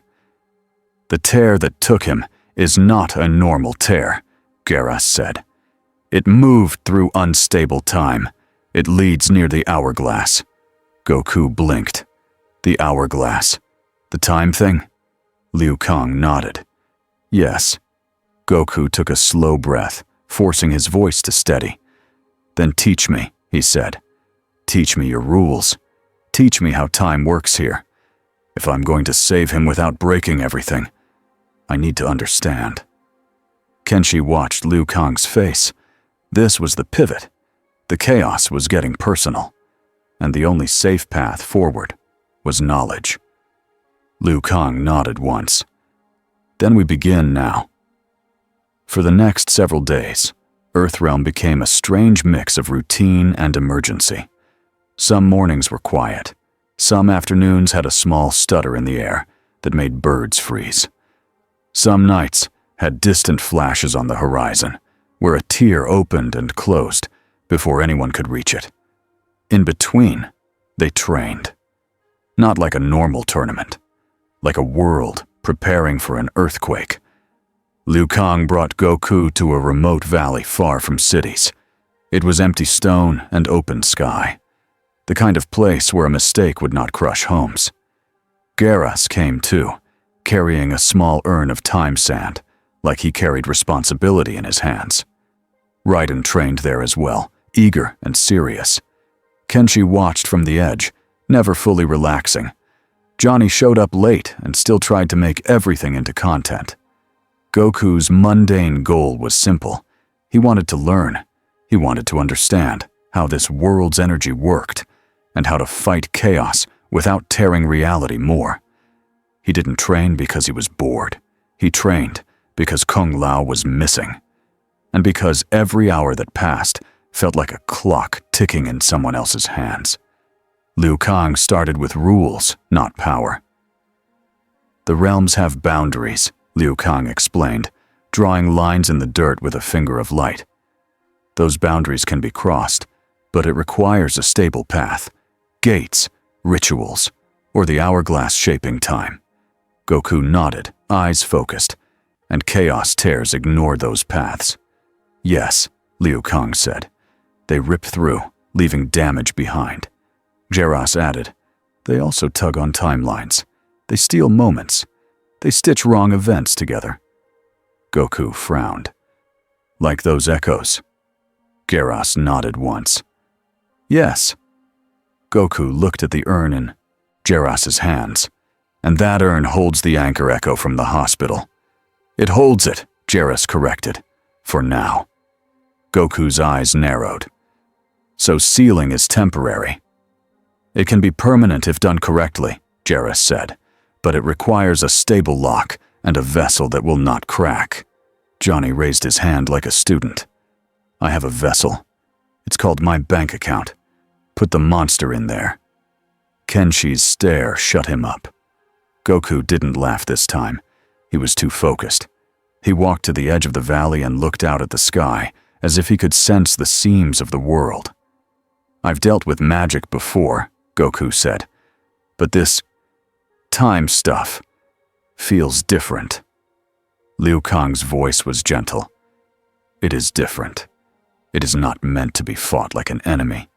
It is meant to be guided. Goku nodded slowly. Okay, then I'll learn to guide it. They trained in small steps. Geras taught Goku to feel the flow of time sand in the air around a place. Not the seconds on a clock, but the way reality held itself together. Goku learned fast, not because he was smarter than everyone, because he had spent his whole life learning to feel energy.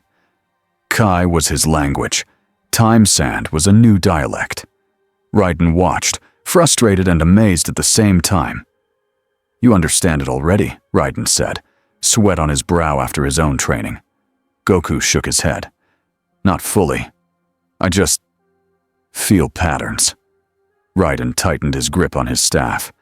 I want to help save Kung Lao, he said. Goku's face softened.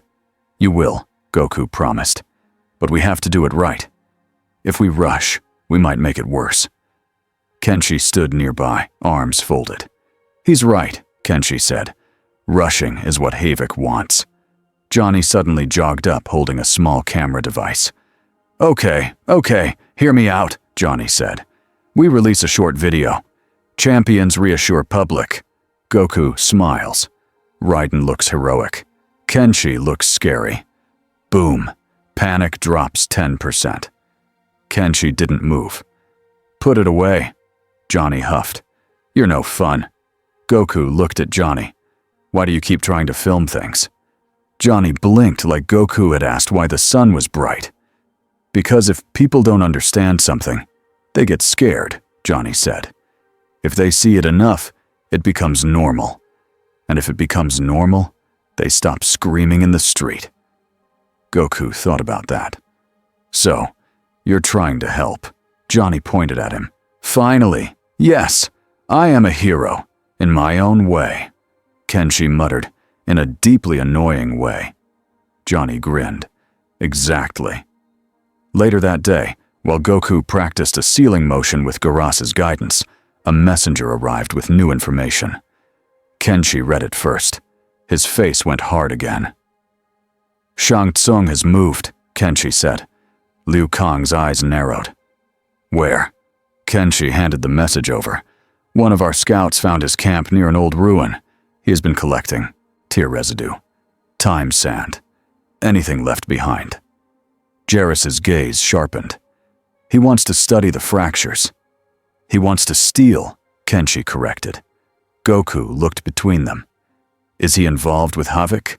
Liu Kang didn't answer quickly. Shang Tsung serves himself, Liu Kang said at last. He will help chaos if it benefits him. He will help order if it benefits him. He's not loyal to anyone. Goku's expression tightened. So he's dangerous. Kenshi nodded. In a different way than Havoc. Goku looked back at the sky. Then we have two problems. Yes, Liu Kang said. Geras stepped forward. But the first problem is the one pulling on time itself, Geras said. Kung Lao was taken through a tear that brushed the hourglass path. Goku's voice turned firm. Then we go to the hourglass. Liu Kang's gaze was steady. We do, he agreed. But we don't storm it. Goku frowned. Why not? It's your place. Liu Kang's voice sharpened, rare for him. Because the hourglass is not a fortress. It is the spine of the new era. If we fight recklessly near it, we can break what we are trying to protect. Goku's shoulders lowered in understanding. Okay, he said. Then we do it carefully. That night, they entered the hourglass chamber. Kenshi had expected stone and guards. Instead, the chamber felt like standing inside a quiet storm. Sand drifted in the air, glowing softly. Light moved in patterns that looked like slow breathing. The space felt bigger than the temple, like it reached behind the walls into something deeper. Goku stepped in and went still. His eyes widened. I can feel it, he whispered. Geras watched him. What do you feel? Goku swallowed. So many moments, he said. Like hearing a crowd, but each voice is a different second. It was one of the few times Goku used a simple metaphor, and it fit. Liu Kang walked to the center where the hourglass structure stood. It wasn't just a tool, it felt like a promise and a burden. We will not touch it directly, Liu Kang warned. We will trace the tear's path near it. Geras raised his hand and summoned a thin stream of sand, shaping it into a small line that pointed toward a side passage. The tear's residue goes this way, Geras said. They moved carefully. Kenshi stayed alert, eyes scanning corners, listening for shifts. Raiden held his staff tight. Johnny looked pale and tried not to talk too much for once. Goku walked like a man entering a sacred place. He wasn't afraid. He was respectful. The side passage opened into a wide platform with a shallow pool of sandlight. The pool rippled like water, but it was time. Geras knelt beside it and touched the surface. The sandlight formed images. A market tear. Kung Lao falling. A flash of Havoc's grin through the rip. Then darkness. Geras's face tightened. He is in a chaos pocket, Geras said. A place where time, loops and rules distort. Goku's fists clenched. Can we open it? Liu Kang's eyes narrowed. We can open a controlled path. Geras looked up sharply. But it will notice. What will notice? Raiden asked. Geras's voice was quiet. Chaos. As if the word itself was bait, the pool rippled harder. A crack formed in the air above it. Small at first, then wider. Kenshi's body tensed. Trap, Johnny whispered. I knew it. I knew it. The crack opened into a spinning, broken space, like a room made of shattered mirrors, except each mirror showed a different moment. A fight. A scream. A victory. A death. The air smelled like cold metal and dust. Havoc's laughter echoed, distant but pleased. A chaos force surged out, not as soldiers, but as twisted pressure. It hit the platform like a wave. Raiden stumbled. Johnny fell on his back with a yelp. Kenshi dug his feet in and stayed upright. Goku didn't move. He stared into the crack, eyes sharp. Havoc, Goku said. No answer came in words. The answer came in the way the crack widened again. A maze began to form around them. Walls rose out of nothing, made of swirling sand and broken light. The platform stretched, twisted, and became corridors. Doors appeared where no door should be. The hourglass chamber was being rewritten around them. Liu Kang's voice turned hard. Do not chase illusions, he warned. Stay close. Jarrus's eyes narrowed. He's trying to separate us. Kenshi grabbed Johnny by the collar and yanked him up. Stay behind me. Johnny's face was pale. For the record, he said shakily, I hate time magic. Raiden steadied himself and looked around. Where are we? Jarrus answered, voice tight. In a chaos maze. It is built from unstable timelines. It will try to confuse us until we break something. Goku's gaze stayed on the shifting corridor ahead. Then we don't break anything, he said. They moved forward together. The first corridor opened into a wide room that looked like an arena. The crowd was there. The stone ring was there. But something was wrong. The faces in the stands were blurred, like drawings half erased. The air felt heavy with false noise. And in the ring, Kung Lao stood, alive, breathing. He looked injured, but standing. Goku's chest tightened with relief so fast it almost hurt. Kung Lao! Kung Lao turned. His eyes were wide. Goku, don't! The floor under Kung Lao cracked. A spike rose. Not metal. A sharp twist of time sand, like a broken second, turned into a blade. It aimed for Kung Lao's chest. Goku moved. In a blink, he was in the ring, between Kung Lao and the spike. He caught the spike with both hands and stopped it. The force behind it was huge, but not because it was stronger than him. Because it was cheating. It was pushing with the weight of wrong timelines. Goku growled, feet sliding on stone. He gritted his teeth and snapped the spike in half. With a hard twist, it shattered into dust. Goku turned back to Kung Lao. Kung Lao's face was pale. He looked at Goku like he was seeing him clearly for the first time. This place is messing with your head, Kung Lao warned quickly. It shows you what you want, so you run into… Kung Lao stopped. His eyes flickered. His body shimmered. Goku's heart dropped. No. Kung Lao's image wavered, then snapped into a different version. Eyes blank, face twisted with aggression, hat raised like a blade aimed at Goku's throat. Not the real Kung Lao. An echo. A weapon. Goku jumped back as the echo attacked. The hat sliced air where Goku's neck had been. Goku blocked with his forearm, careful not to crush the echo too hard. He didn't want to blast the room and risk damaging the real chamber behind the maze. The echo kept attacking, fast and relentless. Kenshi and Raiden entered the ring behind Goku. Kenshi's blade was ready. Raiden's staff sparked. Liu Kang held his hands up, fire and light tight and controlled. It is an illusion, he warned. Do not let it pull you. Goku's eyes stayed locked on the echo. His voice was low. It feels like him. That's the point, Kenshi snapped. Goku shifted his stance. He moved with clean, simple strikes. He blocked, redirected, and tapped the echo's joints. He could have ended it in one punch. He didn't. Finally, he caught the echo's wrist and held it still. The echo struggled like a trapped animal. Goku's eyes narrowed. Where's the real one? The echo grinned with Kung Lao's mouth, but the grin was wrong. Then the arena around them dissolved like smoke. The walls melted. The floor became sand, and the echo vanished in Goku's grip. Johnny's voice came from behind. Okay, I officially hate fake Kung Lao. Jarrus stepped forward, eyes sharp. It is learning, Jarrus said. It shows you what you want, then uses your reaction as leverage. Goku's hands trembled slightly, not from fear, from anger held back. He looked at Liu Kang. This is Havoc, he said. He's trying to make me lose control. Liu Kang nodded once. Yes. Goku's jaw tightened. Then we don't give him that. They moved deeper. The maze changed again. This time, it formed a hallway that looked like a hospital.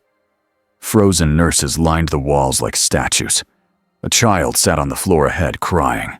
Goku's chest tightened. He took one step forward. Kenshi grabbed his arm. Stop, Kenshi said. Goku looked at him, confused and tense. It's a kid. Kenshi's voice was cold. It's bait. The child looked up.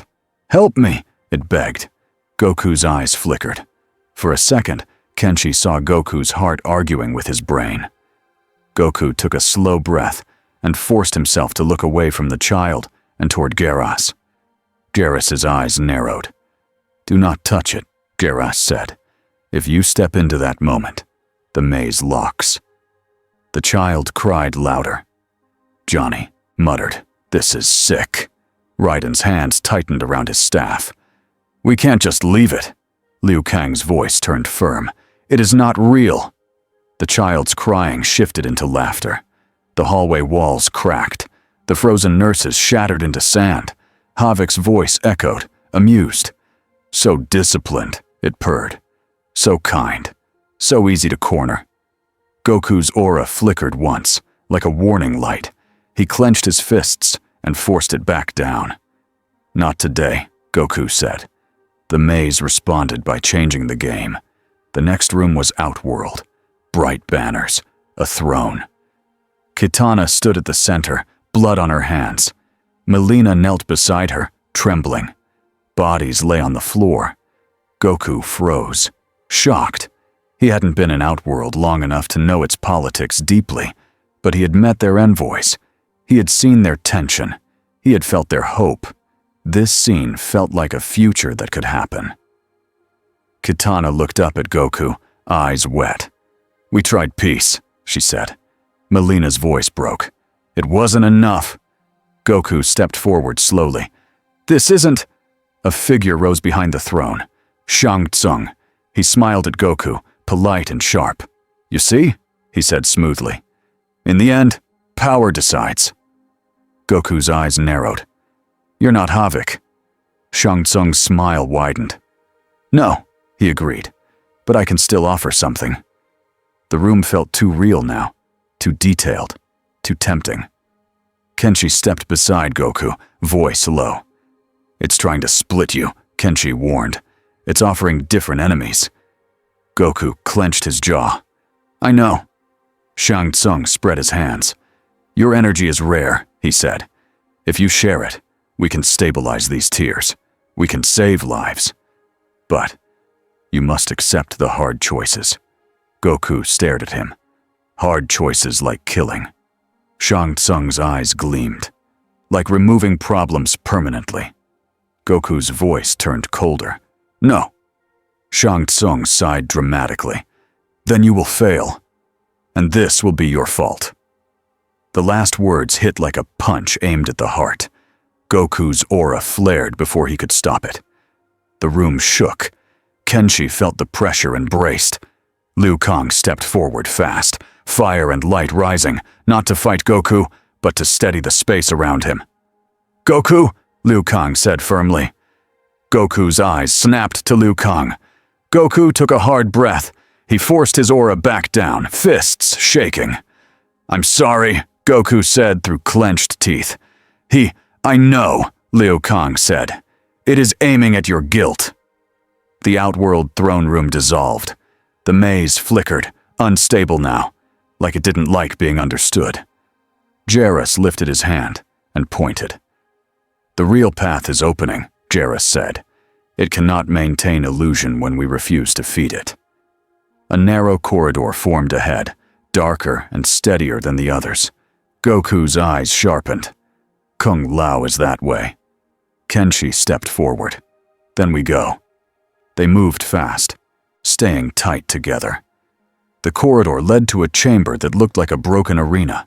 Not Earthrealm, not Outworld. A place made of cracked stone and drifting sand, with pieces of other locations stuck inside it like debris. Kung Lao lay on the ground at the center, real this time. Kenshi could tell by the way the air around him felt. He was breathing, but weak. Chains of twisted time sand wrapped around him, not cutting, holding. Goku ran to him and knelt. Kung Lao. Kung Lao's eyes fluttered open. He forced a grin, even now. Hey, he rasped. Took you long enough. Goku's throat tightened. I'm sorry. Kung Lao's smile faded slightly. Don't, he said. This isn't on you. A laugh echoed above them. Havoc appeared, not fully, but enough. His face formed in the air like a cracked mask. "You're sweet," Havoc crooned. "You blame yourself so easily." Goku stood slowly, placing himself between Havoc's face and Kung Lao's body. "You're done," Goku said, voice steady. Havoc's grin widened. "Am I? I already won the part I wanted." Jarrus's eyes snapped up. "What did you do?" Havoc's voice turned delighted. "I brought you all close to your precious hourglass." The chamber shook. Not from Goku, from the world. A deep tremor ran through the maze like a crack spreading through ice. Liu Kang's eyes widened. He planted resonance. Garrus's face tightened. "The stolen key sample," he whispered. "He used it to tune chaos to the hourglass." Havoc laughed. "You get it." The chains around Kung Lao tightened suddenly, like the maze wanted to squeeze a reaction out of Goku one last time. Kung Lao gasped. Raiden stepped forward, panic flashing. "Stop!" Goku's aura flickered again, brighter now. His hands clenched. Havoc's eyes gleamed. "Kill the chain," Havoc whispered. "Break it with force. Tear it apart. Show me what you do when you're desperate." Goku's breathing slowed. He closed his eyes for half a second. Then he opened them, calm again. "No," Goku said. He crouched and placed his hands near the chains, not grabbing, not ripping. He focused his kuai like a careful thread. The chains fought. They pulsed with chaos. Goku's hands moved in tight circles, shaping his energy around the chaos like he was wrapping it instead of punching it. Jarrus's eyes widened. "He is containing it." Goku looked at Garrus. "The urn," he said, voice tight but controlled. "Now!"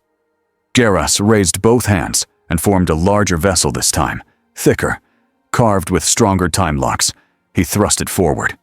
Goku nodded once and pulled. The chains collapsed into swirling streams of sand, light, and darkness, pouring into the vessel like smoke being forced into glass. Kung Lao's body released. He coughed and rolled to his side, breathing hard. Garrus slammed a lock on the vessel. The chamber shook again, harder. Havoc's grin did not fade. "Beautiful," he said softly. "You refuse to end things. You always want a better way." Goku's voice sharpened. "A better way exists." Havoc's eyes narrowed with joy. "Then prove it, because the better way is harder. And while you work harder, the cracks spread." Havoc's face began to fade. Liu Kang stepped forward, fire and light flaring. "You will not touch the hourglass." Havoc's voice echoed as his image dissolved. "I already did." Then he was gone. The maze started to collapse. Walls melted. Floors shifted back into the true chamber. Jarrus's voice turned urgent. "We must return. Now! The hourglass!" They moved fast, half carrying Kung Lao, racing as the space around them trembled. When they burst back into the main hourglass chamber, the air was different, sharper, heavier. The drifting sand glowed too bright in places and too dim in others, like the system was struggling. Garrus ran to the hourglass and stared. A thin crack ran along the structure's surface, not a scratch, a fracture. Raiden's mouth went dry. "Is that bad?" Garrus's voice was quiet. "Yes." Liu Kang's eyes hardened. "How bad?" Garrus swallowed something rare for him, uncertainty. "If the fracture grows," Jarrus said, "the new era becomes unstable. Borders weaken. Timelines bleed." Johnny whispered, "Like, everything breaks?" Jarrus did not answer him directly, because the answer was in the crack. Goku stood very still, looking at the fracture like it was a wound he couldn't punch closed. Kung Lao leaned weakly against a pillar, breathing hard, eyes half open. "So," he rasped, trying to joke through pain, "how's everyone's day going?" No one laughed. Goku's fists clenched at his sides. His voice was low. "He did this because of me." Liu Kang turned to him, firm but not cruel. He did this because you matter, Liu Kang said. Because you are outside the record. Because you can change outcomes he wants to break. Goku looked up at the hourglass again. His face hardened into a simple, clear decision. Then I stay, Goku said. Kenshi's eyes narrowed. Stay? Goku nodded. Until this is fixed, he said. Until Havoc can't use my energy to crack your world. Garrus looked at him, and for the first time, his expression held something close to respect. That is not a small vow, Garrus said. Goku's voice stayed steady. I'm not making it small. Outside, somewhere far from the temple, a bird froze in midair for a heartbeat, then moved again. The stutters were spreading. The fracture was real. And in the chaos realm, Titan Havoc watched the crack's reflection in a swirling pool of broken time. He smiled like a child who had finally found the weak point in a strong toy. Now, Havoc whispered, you will have to choose. He leaned closer to the pool, eyes bright. Not today, he said softly. Not with punches. With values. With that, the pool rippled, and the image shifted to Goku, standing before the hourglass, refusing to look away. Havoc's smile widened. Perfect, he whispered. 3 weeks after the first crack appeared in the hourglass, Kenshi could predict the day by the sounds. If the morning was quiet, it meant no tear had opened overnight. If he heard running feet and shouted orders before sunrise, it meant someone had seen the sky blink again. Today was quiet. That almost felt worse. Kenshi stood on the edge of the training platform outside the temple. The stone was cold under his boots. The mountains looked calm, like they didn't know anything about titans or broken time. Goku was already there. He wasn't powering up. He wasn't chasing a thrill. He was doing the same simple drills he always did, like he was building a wall one brick at a time. Step, punch, block, breathe. A small swirl of Kai moved around his hands, tight and controlled. It looked harmless. Kenshi knew it wasn't. Kung Lao sat on a low stone bench nearby, arm wrapped, ribs still healing. He tried to act normal. He kept failing. You're really not going to go full speed? Kung Lao asked, annoyed. Goku glanced over and smiled. Not near the temple. Also, you're hurt. Kung Lao scoffed. I've fought with worse. Kenshi watched Goku's face. Goku didn't argue. He just kept moving. He was calm, but there was a steady pressure under it now. He was staying. He meant it. Johnny Cage jogged onto the platform holding a stack of papers and a marker like it was a weapon. Okay, Johnny shouted, too cheerful for the hour. New plan. Since the public is losing their minds and the leaders are trying to secure things, we take control of the story. Kenshi's head turned slowly. No. Johnny ignored him.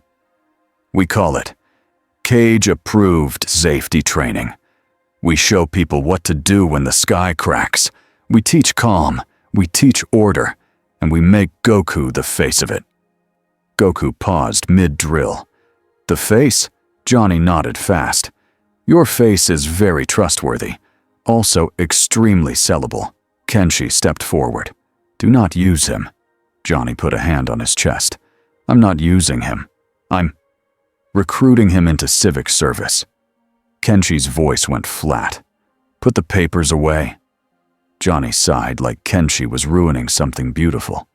Fine. But when people stampede again, don't blame me. Goku tilted his head. Stampede, Kung Lao muttered. He means panic. Goku's smile faded. Oh, Kenshi expected Goku to say something heroic. Instead, Goku looked at Johnny and asked, very simply, will it actually help? Johnny blinked. Yeah, that's the whole point. Goku nodded once. Then I'll do it, he said. Kenshi turned toward him fast. Goku. Goku met his gaze. It's not about fame, Goku said. It's about people not getting hurt. Kenshi held the look for a long moment. Then he looked away first because he didn't have a better answer. Liu Kang arrived before the argument could grow. He walked onto the platform with Geras at his side. Geras carried a sealed vessel in both hands. The vessel was carved from time sand and locked with markings that looked like thin scars. Inside it, the captured chaos residue pulsed faintly, like a heartbeat that wanted to become a storm. Goku stopped his drills and stepped closer. Is it stable? For now, Geras said. Liu Kang looked at all of them. We have a small window, he said. The cracks are not growing today. We use that time. Raiden approached from the stairs, serious as always. To do what? Liu Kang answered. To make a plan that does not rely on luck. Goku wiped sweat from his brow. I'm ready, he said. Kenshi heard the way he said it. Not excited, not cocky. Ready, like someone walking into responsibility. They spent the next hours doing two things at once. They trained, and they prepared for the kind of fight where punching hard could be the wrong move. Geras taught Goku how to feel the weak points in the air when time stuttered. Liu Kang taught him which places were most dangerous to use big power, near the hourglass, near realm gates, near crowded cities. Goku listened and adjusted without complaining. That alone was strange. Most fighters wanted to prove something. Goku wanted to avoid collateral damage. He wanted clean solutions. Johnny tried to help in his own way. He stood near a group of temple trainees and demonstrated evacuation lines like he was directing a film. No screaming, Johnny told them. Screaming makes you trip. Tripping makes you famous, for the wrong reason. One trainee raised a hand. Are you teaching us fear control? Johnny nodded. I'm teaching you not to die in a crowd. Kenshi almost respected it. Almost. At midday, a messenger arrived. Not from Earthrealm leaders, from Outworld. The envoys entered the temple with careful steps and guarded faces. They carried gifts meant to show respect, but their eyes stayed sharp, scanning every corner like they expected betrayal. Kitana stood at the front. Melina stood beside her, posture proud, tension in her jaw. Kenshi watched the guards tighten. He watched Raiden's hand hover near his staff. Goku watched them like he watched anyone new, curious, open, and ready to react if they attacked. Kitana bowed to Liu Kang. Fire God, she said calmly. We come in peace. Melina's eyes flicked toward Goku. We come with questions, she added. Liu Kang nodded. Then speak. Kitana's gaze settled on Goku. You are the outsider, she said. Not insulting, just naming a fact. Goku rubbed the back of his head. I guess so. Melina studied him like she was measuring a weapon without admitting it. You stopped the tear, she said. You sealed chaos residue. You move faster than our eyes can follow. Goku shrugged lightly. I just don't want people to get hurt. Melina's mouth tightened. Outworld has heard rumors, she said. Some say you are the cause. Some say you are the cure. Many say you are a threat. Goku's expression became serious. I'm not trying to be any of those things. Kitana stepped forward one pace. Then tell us what you are, she said. The room held its breath. Kenshi watched Goku closely. Goku had given a name, but he hadn't given the full truth yet. Kenshi understood why. Truth could become a target. Goku looked at Liu Kang for a moment, like asking permission without words. Liu Kang nodded once. Goku took a slow breath. My name is Son Goku, he said. I'm not from any realm you know. I'm from a different world. I'm a Scion. That's my race. Melina's eyes narrowed. Scion. Kitana stayed calm. And your purpose here? Goku answered honestly. I don't know why I was pulled here, he said, but I'm here now. and there are tears hurting people. So I'm going to help stop them. Melina's gaze sharpened. Until when? Goku paused. Kenshi could tell that question hit harder than it sounded. Goku's voice softened. I have people at home, he said. Family. Friends. I want to go back someday. Kitana watched him carefully. Then you are not seeking a throne, she said. Goku blinked. A throne? No. Melina didn't relax. If Havoc offers you a way home, she said, what will you do? Kenshi's stomach tightened. That was the real question. Goku's face steadied. If the price is hurting innocent people, he said, I won't take it. Kitana nodded once, satisfied. Melina's eyes didn't soften, but something in her posture eased. Outworld will not try to chain you, Kitana said, but we will prepare, in case others try to use you against us. Goku nodded. That's fair. After the envoys left, Kenshi walked beside Goku in the corridor. You handled that better than most leaders, Kenshi said. Goku blinked. I just told the truth. Kenshi's voice stayed low. The truth can still start wars, he said. Be careful who you give it to. Goku looked ahead. I'll try, he said. But I don't want to live like I'm hiding. Kenshi didn't answer right away. Then he said, neither do I. That night, Liu Kang asked Goku to meet him alone. They stood in the gardens again, moonlight on stone, quiet water, a place that felt safe only because Liu Kang kept it safe. Liu Kang didn't waste time. If I could erase you from this timeline, Liu Kang said softly, it might stabilize the hourglass. Goku didn't flinch. He didn't get angry. He just listened. Liu Kang continued, voice calm but heavy. It would be like you never arrived.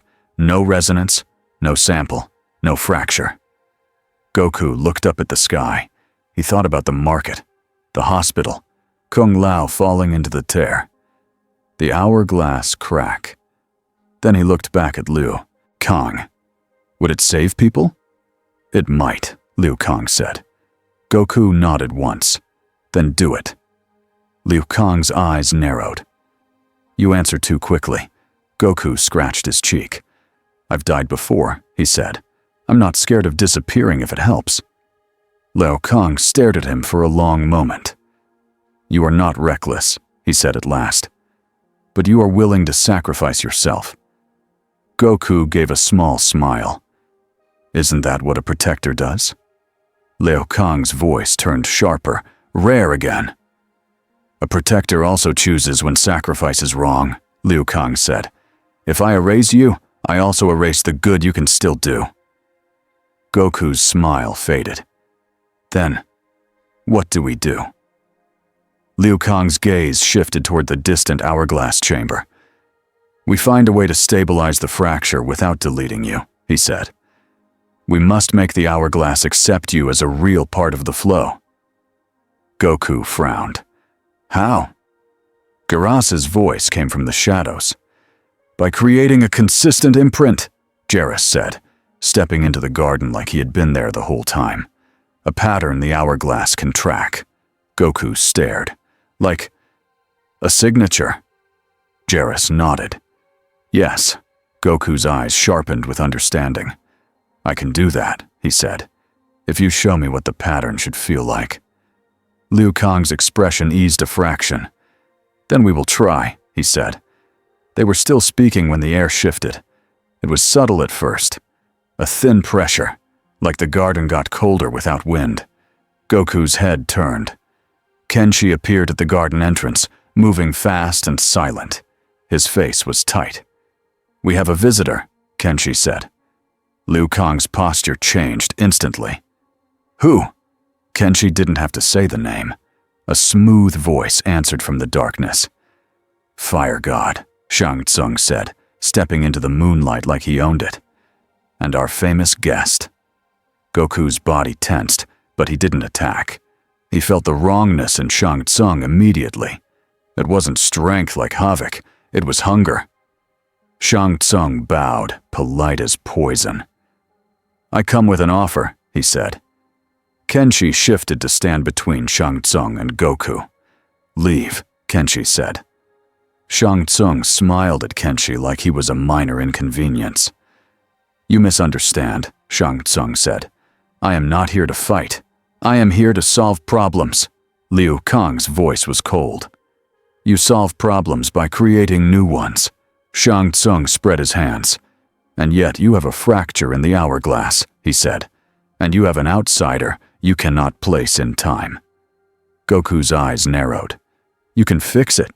Shang Tsung's smile widened. With help, he said. Your help. Kenshi's jaw tightened. No. Shang Tsung's gaze stayed on Goku. You want to go home, he said softly. Goku's eyes sharpened. How do you know that? Shang Tsung's smile didn't change. I know many things, he said. I can open paths, can weave gates. I can guide you back to the world you miss. Goku didn't move. And the price? Shang Tsung sighed like the question was annoying. Information, he said. Your ki, its rules, its shape. If I understand it, I can stabilize the hourglass fracture by matching patterns. Jarrus's eyes narrowed. You would not stabilize it. You would exploit it. Shang Tsung placed a hand on his chest, pretending to be wounded. Exploit is such an ugly word. Liu Kang's voice was firm. Leave, he said. Shang Tsung's eyes flicked toward the temple, then back. Do you think you can win forever by refusing all ugly choices? He asked. Havoc will not stop. He will keep making you choose. And one day, your guest will fail. Not because he is weak, because he is kind. Goku's fists tightened. Stop talking about me like I'm a tool. Shang Tsung smiled. Tools are useful, he said. And useful things are coveted. Kenshi's blade was half drawn now. One more word. Shang Tsung raised both hands. Fine, he said, still smiling. Refuse me. But remember this moment when the hourglass crack widens and your city screams again.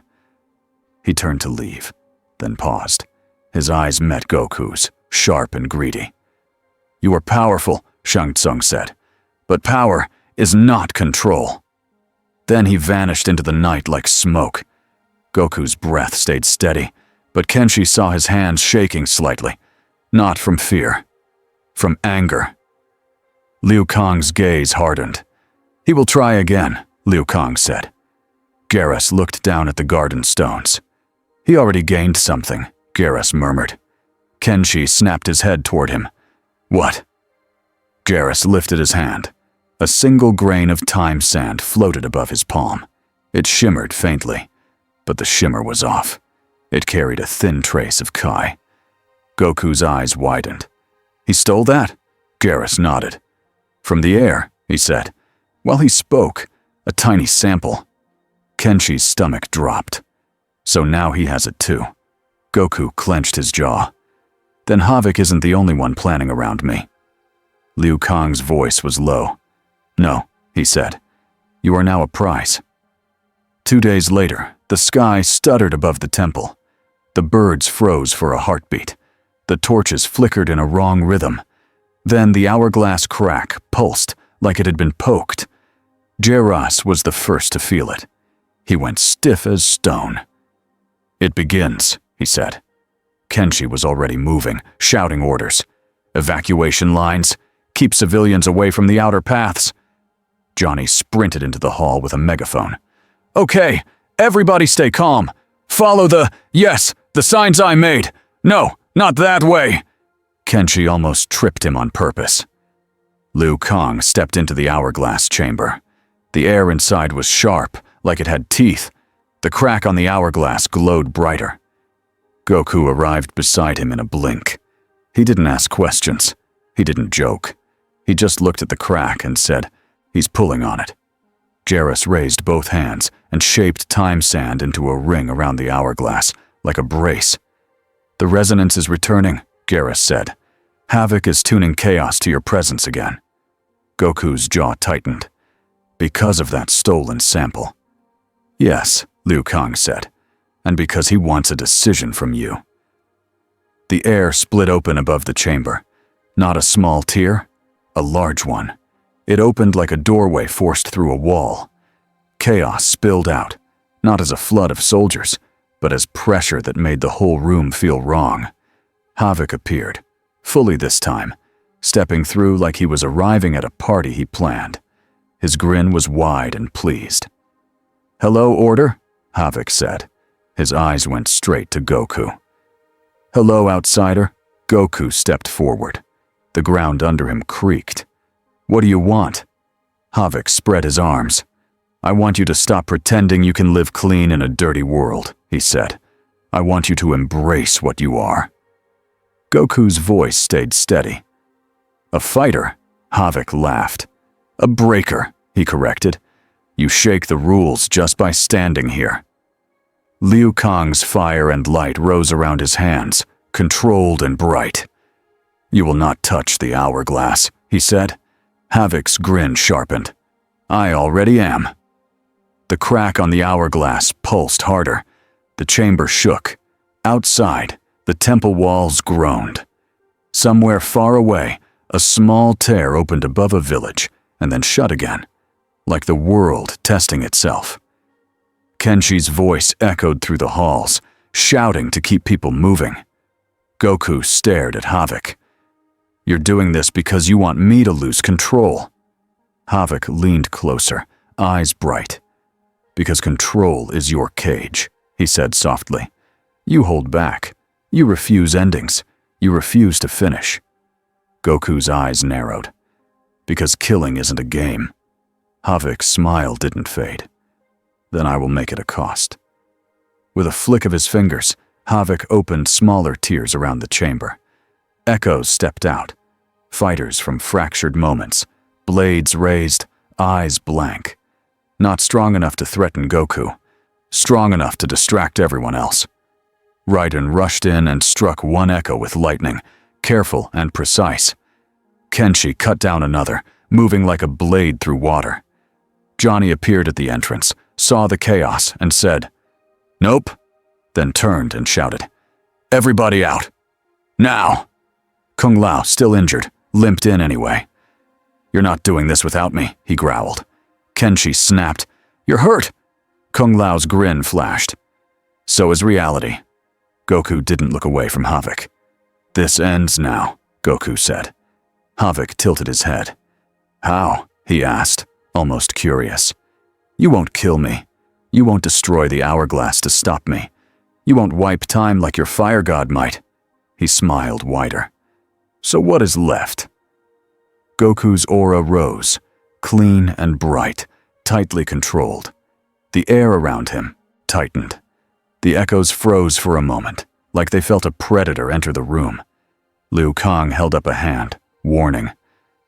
"Goku," he said. Goku glanced at him. "I know," Goku said. "Not near the hourglass. I won't blast it." Havoc laughed. "Then fight me with your hands," he taunted. "Up close, personal, messy." Goku stepped forward anyway. He didn't charge with rage.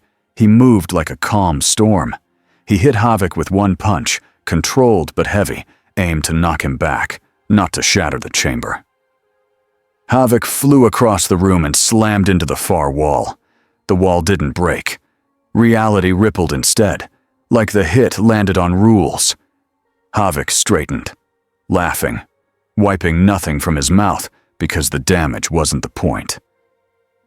"You see," Havoc said, "even your restraint bends the world." Goku's eyes sharpened. "Then I'll stop bending it." He moved again, fast, clean, striking Havoc with tight combinations that forced him away from the hourglass. Havoc twisted, slipped, and let the blows pass through parts of him like he was made of wrong moments. He wasn't dodging with skill. He was cheating with chaos. Kenshi fought echoes beside Raiden, but his eyes kept returning to Goku, because no plan mattered if the hourglass broke. Garrus's hand stayed raised, time sand swirling around the crack like a brace. "Hold," Garrus whispered. "Hold." Havoc snapped his fingers. The chamber shifted. For half a second, Goku saw a different room. A battlefield. A child crying. A blade in a champion's hand. Havoc's voice slid into Goku's ear like a whisper.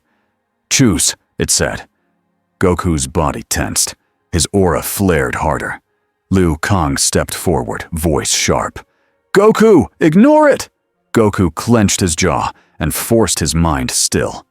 He had fought illusions before. He had fought mind games before. But this wasn't just pictures. It was guilt made into a weapon. Havoc lunged, hands reaching for Goku's chest like he wanted to hook into his ki again. Goku caught Havoc's wrist. This time he didn't punch. He squeezed and released a tight pulse of Kai through his grip, like snapping a lock from the inside. Havoc's arm jerked. The chaos around it cracked like brittle glass. Havoc's eyes widened with delight. "Ah," he breathed. "You learn fast." Goku's voice was low. "I don't need to kill you to stop you." Havoc's smile returned. "Prove it." Goku looked at Garrus. "That vessel," he said quickly. "The strongest one you can make." Garrus's eyes narrowed. "For what?" Goku's voice tightened. "For the resonance, not him." Liu Kang understood instantly. "He is anchoring chaos through devices and samples," Liu Kang said. "If we sever the anchor, he loses leverage." Garrus nodded once and raised both hands. Time sand gathered fast, forming a heavy vessel thicker than the earlier urns, carved with deeper marks. It looked like it weighed as much as a boulder, but Garrus held it like it was duty. Havoc saw it and laughed. "A jar?" he mocked. "You will bottle chaos?" Goku didn't answer. He stepped back, took a firm stance, and raised his hands in a shape that was not from this world. Kenshi felt the air tighten in a new way, not like a blast building, like a spiral forming. Goku's ki gathered into a focused stream, thin and sharp, not wide and destructive. He aimed it not at Havoc's body, but at the space around Havoc, the invisible threads connecting Havoc to the hourglass crack. Garrus's eyes widened. "He sees the anchor lines." Goku's voice was tight through clenched teeth. "Yeah," he said. "They feel like hooks." Havoc's grin wavered. "No," he said, still smiling but sharper now. "You don't get to cut my fun." He surged forward, trying to disrupt Goku's focus with close strikes and shifting illusions. Goku didn't retreat. He moved his feet in small adjustments, blocking Havoc's hits, refusing to chase the fake scenes. He kept his goal clear. Cut the anchor. Seal the resonance. The hourglass crack pulsed again. Harder. The chamber shook. Outside, a tear opened over the temple roof, spilling echoes into the halls. Johnny shouted somewhere, "This is why we needed the safety video." Raiden and Kenshi pushed deeper into the hallways to keep the echoes away from civilians. Kung Lao, stubborn even hurt, held a corridor with his hat spinning, deflecting attacks that should have dropped him. He gritted his teeth and muttered, "Not today." Goku's focus tightened. Then he released the spiral. A clean, controlled stream of ki shot out, wrapped around the anchor lines like a rope snapping tight. The air screamed without sound. The anchor lines yanked free from the hourglass crack, like hooks torn from cloth. The crack flickered. For the first time since it formed, it stopped pulsing. Havoc's eyes widened, shocked for a heartbeat. Then he laughed again, louder. "Yes," he shouted. "That's it! That's the kind of problem-solving I like!" Goku didn't smile. He shoved the spiral inward. The severed anchor energy collapsed into a twisting mass in midair, dark and bright at once, fighting itself. "Now!" Goku barked. Garrus thrust the vessel forward. Goku's hands moved in a tight motion, and the twisted mass poured into the vessel like smoke, forced into glass. Garrus slammed both palms onto it and locked it with time sand seals. The chamber's pressure eased. The small tiers around the room flickered and began to shrink. Outside, the roof tear narrowed. Kenshi felt the shift and knew the main threat had been cut off. But Havoc was still there, and Havoc looked thrilled. "You didn't kill," Havoc said, stepping closer, grinning like he had won. "You found a clever way. You sealed the anchor." Goku's eyes stayed hard. "And now you can't use my energy to crack the hourglass." Havoc tilted his head. "For now," he said gently. "But look at you." He spread his arms toward the chamber. "You fought beside a time god. You shaped your power to protect fragile reality. You chose order." Goku's voice was flat. "I chose people." Havoc's smile widened. "People are temporary," he whispered. "Chaos is free." Then Havoc made his real offer. He snapped his fingers. A window opened in the air, not a tear, but a clean view, like a screen. Goku saw a green hill under a bright sky, a small house, a figure moving in the doorway, a child's laugh, his home. Goku's breath caught in his throat before he could stop it. Havoc watched his face closely. "I can open that path," Havoc said softly. "No more waiting. No more learning time sand. No more being blamed by scared leaders." Goku didn't blink. His eyes were locked on the window, like it was a hand reaching for his chest. "And all you want," Goku said, voice tight, "is me joining you." Havoc's grin was gentle now, almost kind. "Not joining," he said. "Just stopping your restraint. Let the world be what it is." Liu Kang stepped forward, voice sharp. "Don't listen." Havoc's eyes flicked to Liu Kang. "You fear him leaving," Havoc said, "because you know you cannot replace him." Liu Kang's voice stayed firm. "I fear what you will demand in exchange." Havoc leaned closer to Goku. "No more guilt," he whispered. "No more choosing who lives. You fight, you win. The rest breaks as it breaks." Goku's hands trembled at his sides. Kenshi arrived back into the chamber, breathing hard, eyes locked on Havoc. He saw the window, he saw Goku's face, and he understood. This wasn't about power, this was about longing. Goku stared at the window for a long second. Then he slowly looked away. He forced himself to face Havoc. "I miss them," Goku admitted. "A lot." Havoc's smile sharpened. "Then take it." Goku's voice steadied. "But if I take it your way," he said, "I'm not really going home. I'm just running." Havoc's grin faltered, just slightly. Goku continued, simple and clear. "I don't get to be happy if the price is other people screaming." Havoc's eyes narrowed. The kindness dropped. The hunger returned. "You chose duty," Havoc hissed. Goku shook his head once. "I chose my rule," he said. "Protect people. Don't become the thing you hate." Havoc's laugh came back, but now it sounded sharp. "Then suffer," he snapped. He flung his arms wide and tried one last time to yank chaos into the hourglass crack. Nothing happened. The anchor was sealed. Havoc froze, surprised.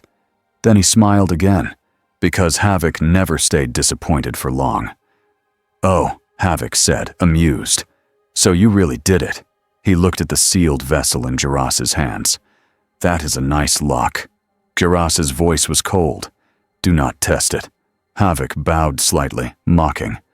"I won't," he said. "Not today." He looked back at Goku with bright eyes. "But now I know your answer," Havoc whispered, "and answers can be used." He stepped backward into a shrinking tear that formed behind him. Liu Kang raised his hands, ready to seal it. Havoc's last words drifted out before the tear closed. "Next time," Havoc said softly, "I won't offer you home." Then he vanished. The chamber went quiet, but not calm. Garrus held the sealed vessel and stared at it like it was a live bomb. Liu Kang stepped to the hourglass and studied the crack. It was still there. But it wasn't pulsing now. It wasn't growing. Goku stood with his fists unclenched, breathing hard, eyes still haunted by the window he had refused. Kenshi watched him closely. He expected Goku to look proud. Goku looked tired, not from the fight, from the choice. Johnny stumbled into the chamber, hair messy, eyes wide. "Okay," he said, panting. "Good news. The temple didn't explode. Bad news. I definitely screamed once." No one reacted. Johnny blinked, then lowered his voice. "Too soon?" Liu Kang looked toward Jaras. "The vessel," Liu Kang said. Jaras nodded once. "It will hold," Jaras said. "But it must be kept in a stable time vault. If it cracks, the resonance returns." Goku stepped forward. "I can help reinforce it," he said. Jaras studied him. "You would bind your energy to a time lock," Jaras said. "That is risky." Goku nodded. "I know," he said, "but it's my mess too." Kenshi's jaw tightened at the words, "my mess," but he didn't argue. Not now. Liu Kang looked at Goku. "You did not take the offer," Liu Kang said quietly. Goku swallowed. "No." Liu Kang held his gaze. "You chose the harder path," Liu Kang said. Goku's voice was soft. "I'm used to hard training," he said. "Not hard feelings." For a moment, none of them spoke. Then Garas's eyes shifted toward a side corridor. A faint shimmer moved there. Too subtle. Too late. Kenshi's head snapped around. "Someone's here." A laugh drifted from the shadows. Smooth. Satisfied. Shang Tsung stepped out like he had simply been invited. He clapped slowly. "Impressive," he said. "Truly impressive." Liu Kang's eyes hardened. "You dare show your face here?" Shang Tsung's smile stayed calm. "I came to witness history," he said, "and to collect what the foolish leave behind." Kenshi moved instantly. Blade up. "Drop whatever you took." Shang Tsung's eyes flicked to the sealed vessel in Jarrus's hands. "Oh, not that," Shang Tsung said quickly, almost offended. "I'm not suicidal." Goku's eyes narrowed. "Then what?" Shang Tsung's smile widened. "A fragment," he said. "A pattern. Enough to keep studying." Garas's expression tightened. "He stole imprint data." Shang Tsung bowed slightly. "Thank you for demonstrating," he said to Goku. "Now I know. Ki can bind to time." Liu Kang's fire rose around his hands. "You will not leave," Liu Kang said. Shang Tsung raised both hands. "Oh, I will," he said lightly. "Because I'm not here to fight you. I'm here to remind you." He looked at Goku, eyes shining. "There are many ways home," Shang Tsung said softly, "and I will find the cheapest." Goku's fists clenched, but he didn't blast. Shang Tsung smiled, pleased by the restraint. Then he vanished like smoke again, leaving only a faint cold feeling behind. Kenshi swore under his breath. Johnny groaned. "I hate that guy." Liu Kang exhaled slowly. "He has a fragment," Liu Kang said. Jarrus nodded. "He will build plans around it." Goku looked at the hourglass crack again. "So it's not over." Liu Kang's voice was steady. "No," he said. "It is a new chapter." Goku nodded once. "Then I'll stay," he repeated. "Not because I'm trapped, because I chose it." Kenshi watched him and finally said the thing he had been holding back. "If you ever regret it," Kenshi said quietly, "tell me before the world forces you into something worse." Goku looked at Kenshi and gave a small, tired smile. "I will," he promised. The next morning, the temple felt different. Not safe, but steadier. The hourglass crack still existed, like a scar that wouldn't fade, but it didn't throb anymore. The stutters in the sky became less frequent.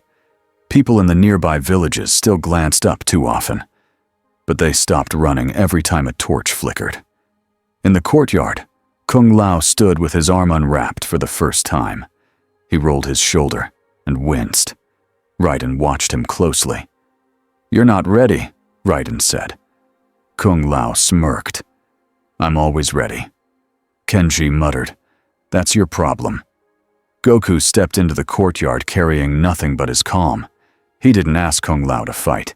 He asked, "Can we practice something different?" Kung Lao blinked. "Different how?"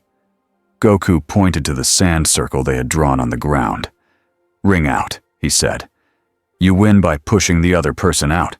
No blades, no finishers, just skill." Kung Lao's face twisted like he wanted to argue, then he stopped. He remembered the tear. He remembered the trap. He remembered waking up in a maze where mercy was treated like weakness. He nodded once. "Fine," Kung Lao said, "but don't treat me like glass." Goku smiled. "I won't." They sparred. It was fast, clean, and loud enough to draw a small crowd of trainees. Kung Lao fought hard, pride intact. Goku moved with control, never humiliating him, never letting him win for pity. When Kung Lao finally slipped and got pushed out of the circle, he fell onto his back and laughed, breathless.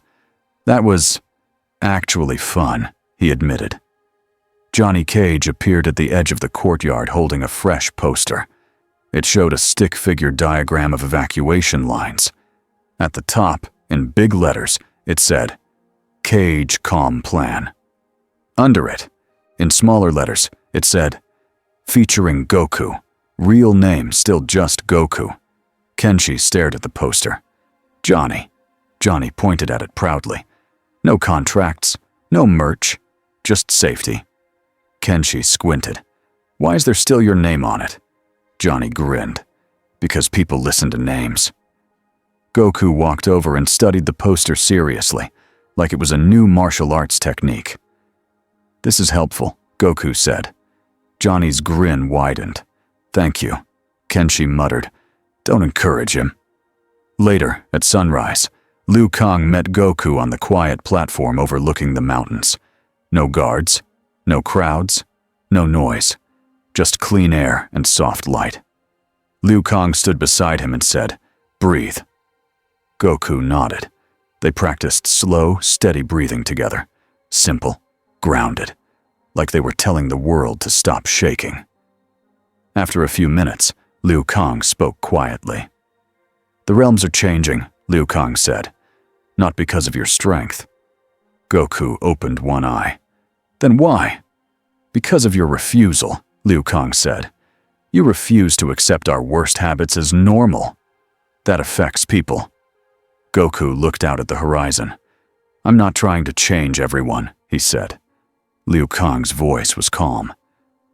"You already are." On a high balcony inside the temple, Giras watched the hourglass. The crack remained, but the flow around it was steadier now, like a river learning to move around a rock. Giras spoke softly, more to himself than to anyone else. "One choice stabilized many lines," he said.